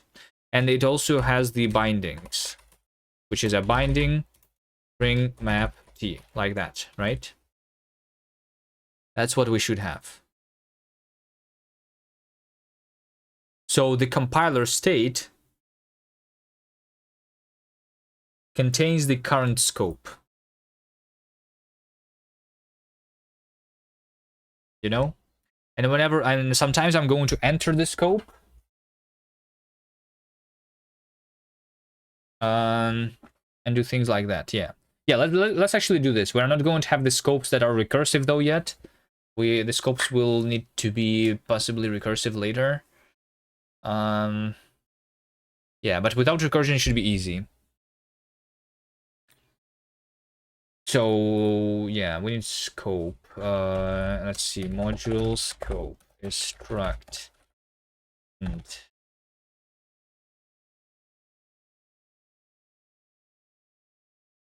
So this let's say scope team. And then find bindings is going to happen inside of the scope. So not T, but yes, finding this inside of a scope. Right? So I'm trying to find it in the current scope. But if I don't find it, then instead over here, we are going to try to find it in the parent scope. So we are going to say that result is find binding identifier in scope parent. If the parent is some, right? So this must be recursive also. And then we say that it is, yes, and the find binding should be optional, right?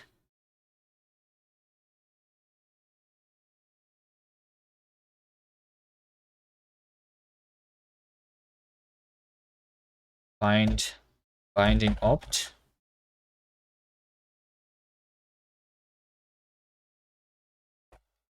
Or else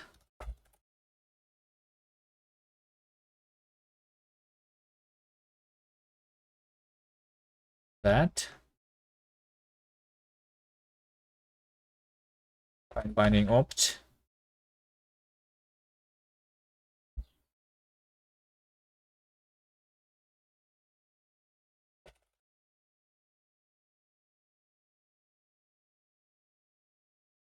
So this should be binding option.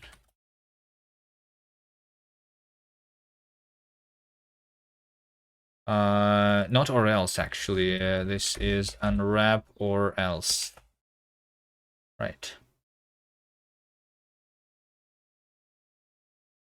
The binding has type binding. Should have an optify function similar to JavaScript promisify.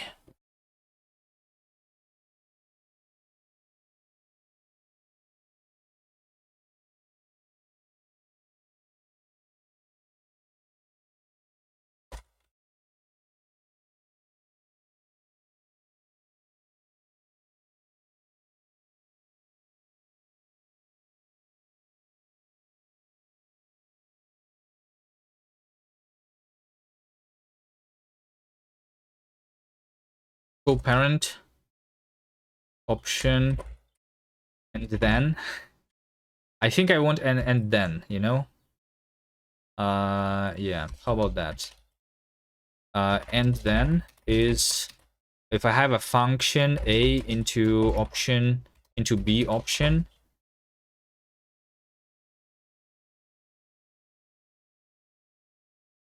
this should take a option and return b option. It's like option bind but with reversed arguments. Is function f opt into match opt with none some x then fx.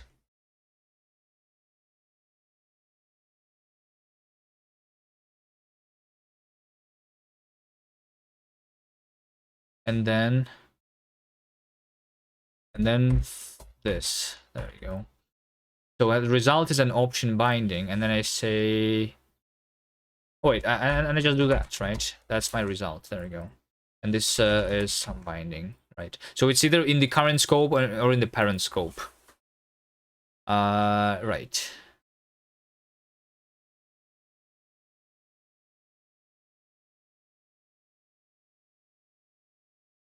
There you go. Now this should be find binding in state scope, right? Like that.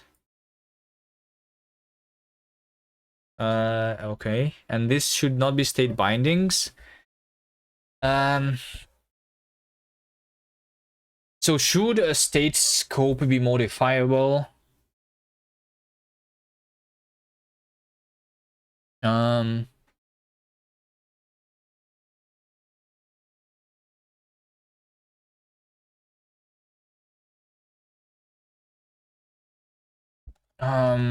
Be mutable. I have state to be mutable, right? But like basically when I am compiling something like a function, right? Or I guess yeah, like a function, for example. When I'm compiling a function, the pattern of the argument, this has been compiled, right? And over here, the body should be compiled with the argument being already in scope, right? So the body should be compiled with a new scope. Yes. And but I don't give you the option to change the state here, right? Yes, I don't give that. I think that we just should have the state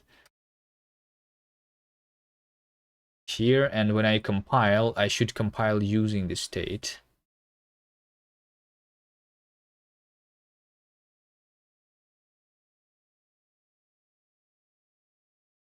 Always.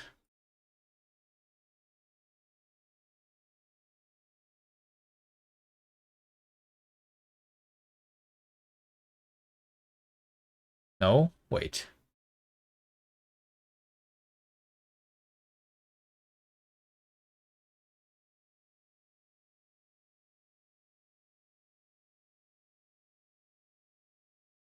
Maybe it's just a state like that.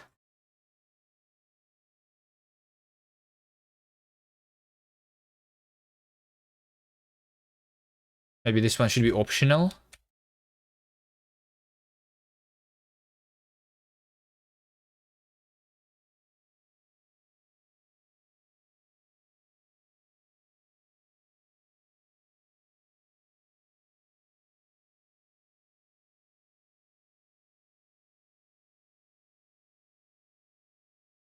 So that I can optionally override the state.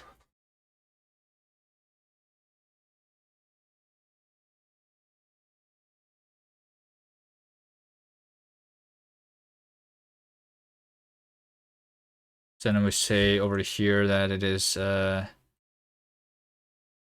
compiler. So this is like original state. This should be state option value default is original state. Something like that.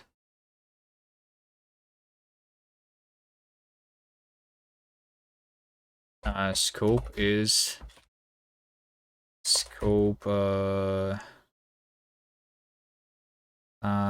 new init.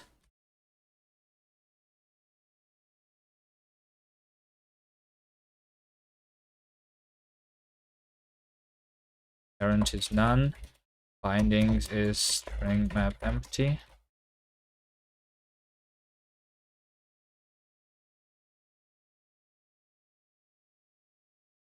So over here, I say, if I have a pattern, I don't want to mutate the state, or do I want to mutate the state? I'm currently compiling. Yo, T2SDE, hello. Thanks for the raid.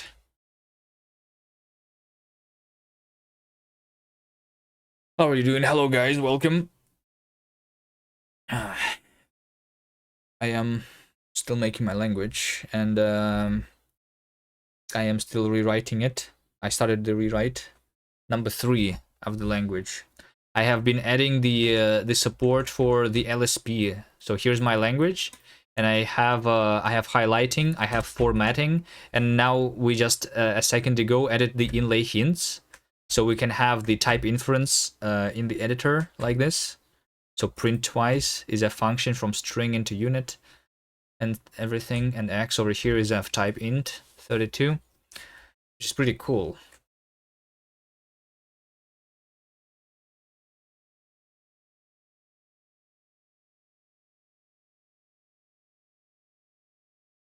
And but there are some shortcuts that I've taken. I'm now doing the scopes, because previously there was just a single global scope of the variables basically in the compiler, which was wrong. Okay, so over here, if I have a pattern and I'm compiling a pattern, should I just be able to modify my scope?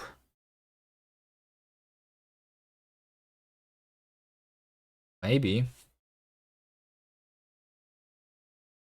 Maybe I should just modify my scope. Scope. I just changed the scope to be state scope inject binding.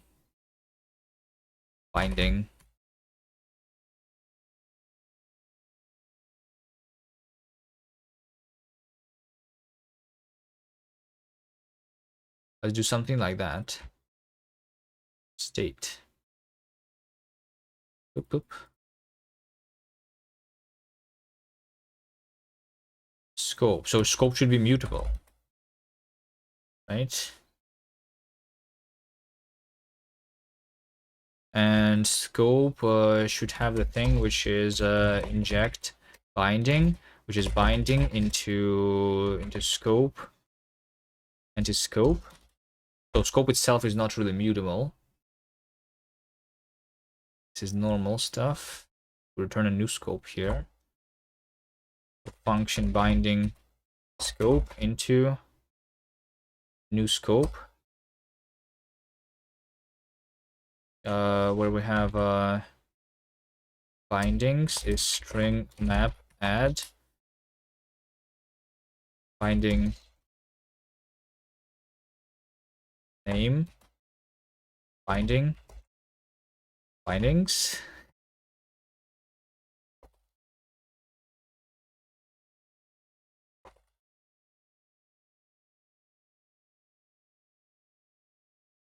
Scope. The scope is parent and bindings. So we keep the parents to be the same parent.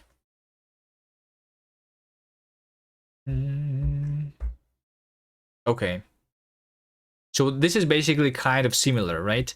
But the idea is that if I say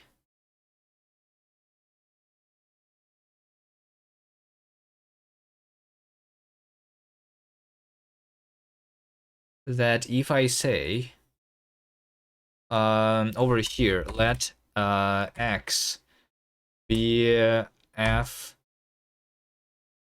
like that, you know?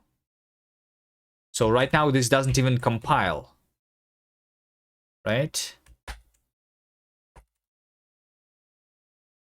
This doesn't compile. It says there is no core syntax. Oh, wait, it does compile because there's no syntax unit.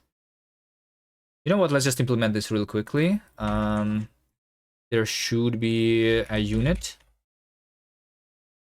Let's do this really quickly. A unit. It's a unit. It has tuple assert empty children. If it is an assignee, then we need to have a assignee unit. Assignee. If it's a pattern, that this should be pattern unit. It's pattern. And if it is expression, it should be expression unit. It's not expression is not expression unit. It's going to be expression, basically a constant of a value unit, something like that, right? Where's the syntax error?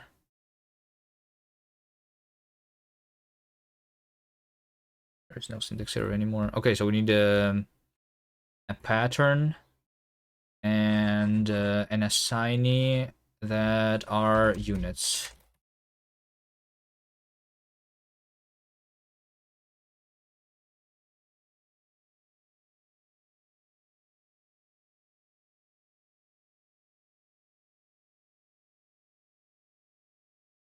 Assignee unit. Just unit.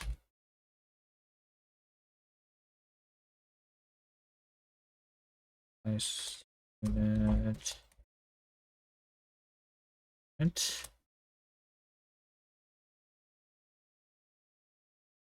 If I want to assign unit,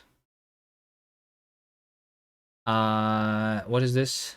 This is interpreter, right? So if I want to assign a unit to a value, we maybe want to assert that unit is a value, you know, assert that unit that value is unit, and then we just return nothing, right? So this doesn't do anything.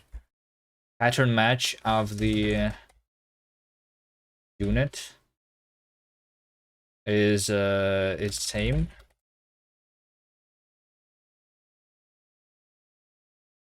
right? Maybe we want to assert though that value is unit.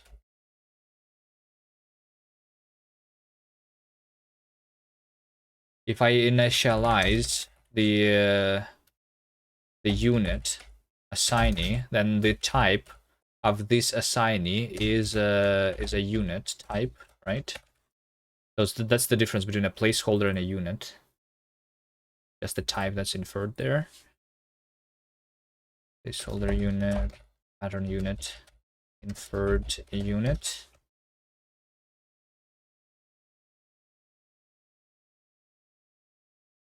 If I want for the language server, I have a unit sec empty. We have an assignee, assign unit, and seek empty. Okay, everything is compiled.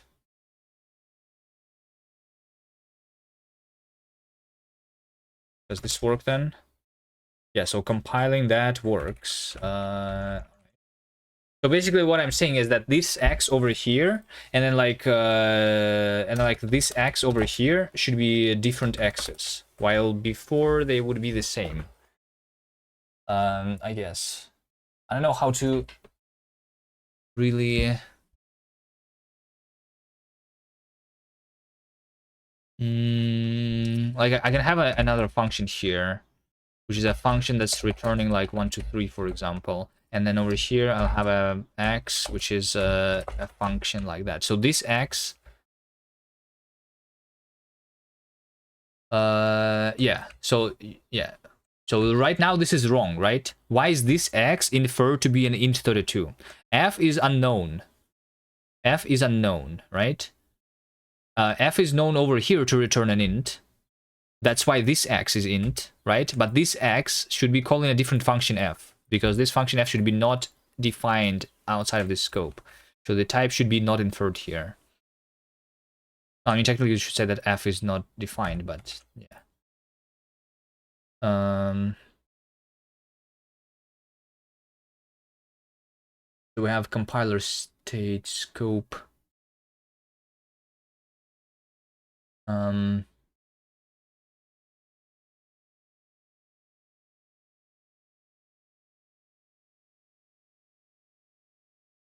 me see. Where should anything happen? Compiler state. I should sometimes like hello Dota to attitude.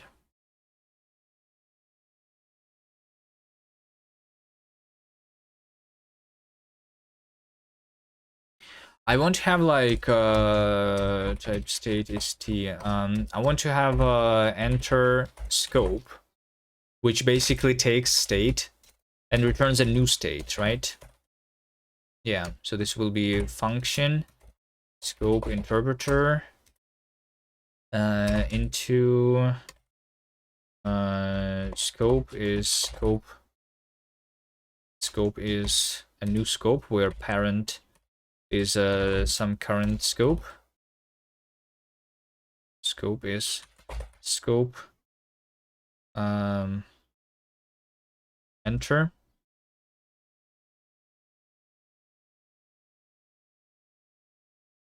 parent being that. Interpreter will be kept as is. Scope enter enter parent. Scope is parent is some parent. Links is string map empty. There we go. I can do that.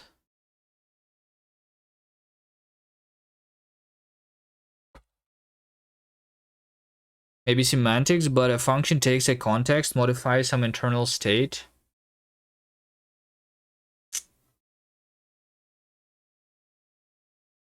A function takes a context, modifies some internal state, and then can return the modified context. I mean, yeah, we have a mix of that approach, which is more functional, I guess, and the actual mutability. Hugo 75750, hello. I'm sure if you're doing OOP, functional, pure functions either. Well, I'm doing a camel. Well, camel gives me all the tools. We have OOP here. We have functional programming, and we have mutability, so we can just write like normal imperative code too. Like it has all of the tools. So I'm using them all actually. Um,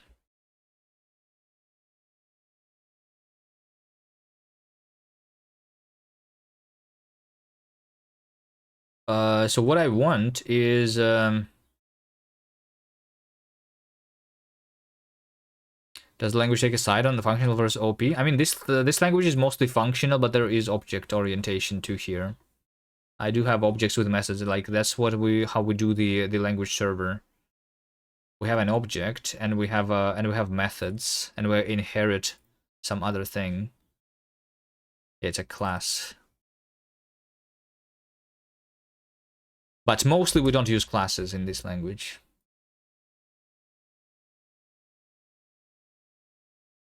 I don't know, it's because I was using a library and it's for some reason it was done using classes. I thought no one uses classes in OCaml, but I guess some people are.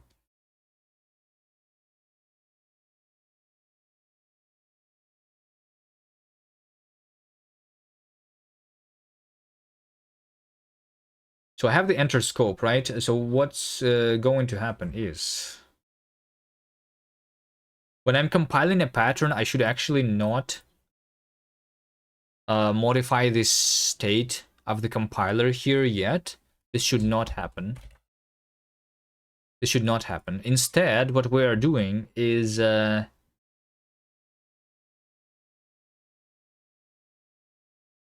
should inject the bindings. Well, I mean, I kind of can, but then I need to like remember about that. But when I'm doing a function, before compiling both pattern and body, we need to enter a new scope, right? So I say compile with state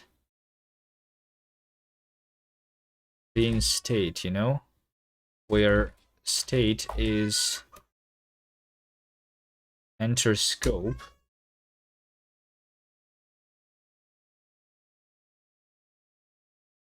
And then I need to wait, hold on. It also means that I need to be able to get the current state. Current value state t.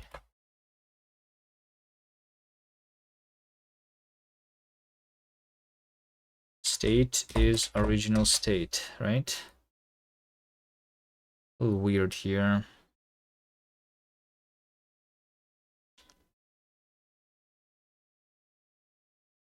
The one that doesn't take a side is JavaScript.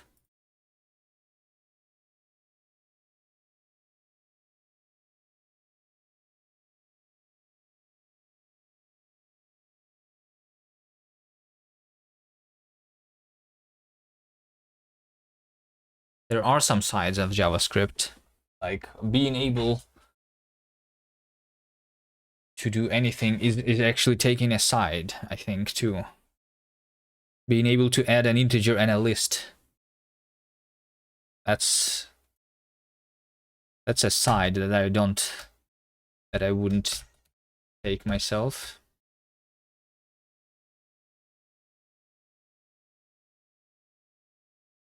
Enter scope. Yeah, so I need to enter scope. Enter scope is state t, right? So compiler state and enter scope. And then I compile these things using the inner state. Let's see if that works. So right now this says that this is int32. But if I say restart language server, this will say that this is not inferred. There you go. So now this this function only exists inside of this scope of me defining a function. And then we need to like enter the scopes more often. So this one is a separate one.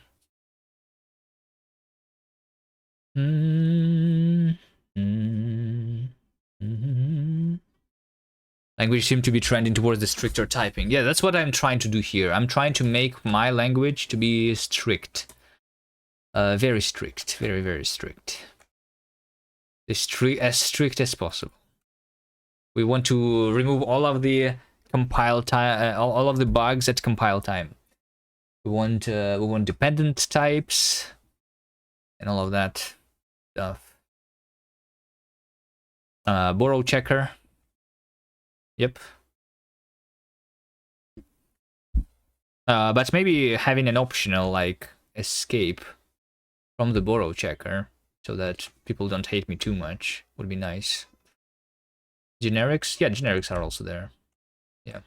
Although I don't call them generics, really. I mean, they, yeah, maybe we call them generics, but yeah.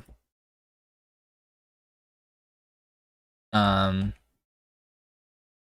generics, of course. You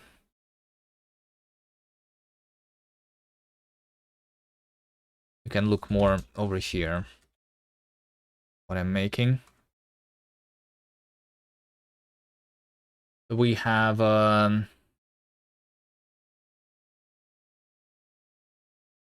generics. We have compile time execution. We have traits. We have context functionality, which is like algebraic effect system. Kind of. Continuations. Extensible syntax. Macros. Yeah,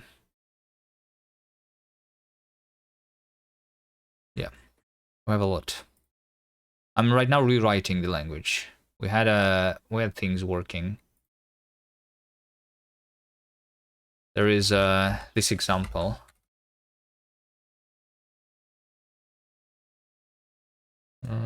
Projects, cast. Rewriting. Yeah.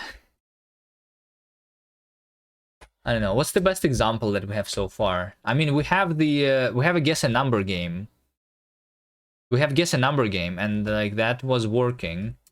I solved the lead code with my language too. Yeah. Right. Guess a number, I guess, is the thing. And then this was also working on the web too, so we can compile to JavaScript or interpret natively. That was the previous progress. Are you sure programming is mostly rewriting? I mean, yeah. Yes.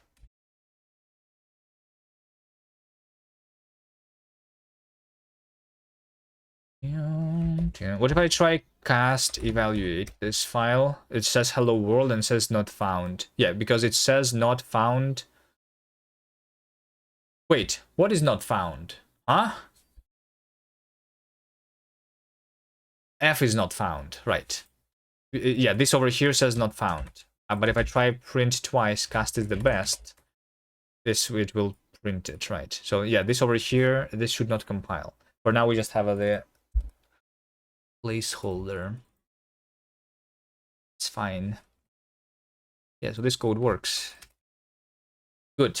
I think this is good enough for now. I'm going to take a break.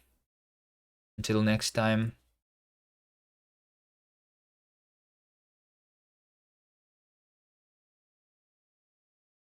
Maybe hover. Yeah, I don't know. Yeah, whatever. Next time. We should be able to hover over this, and it should tell me the type too, right? That's so that I don't need to see the inlay hints.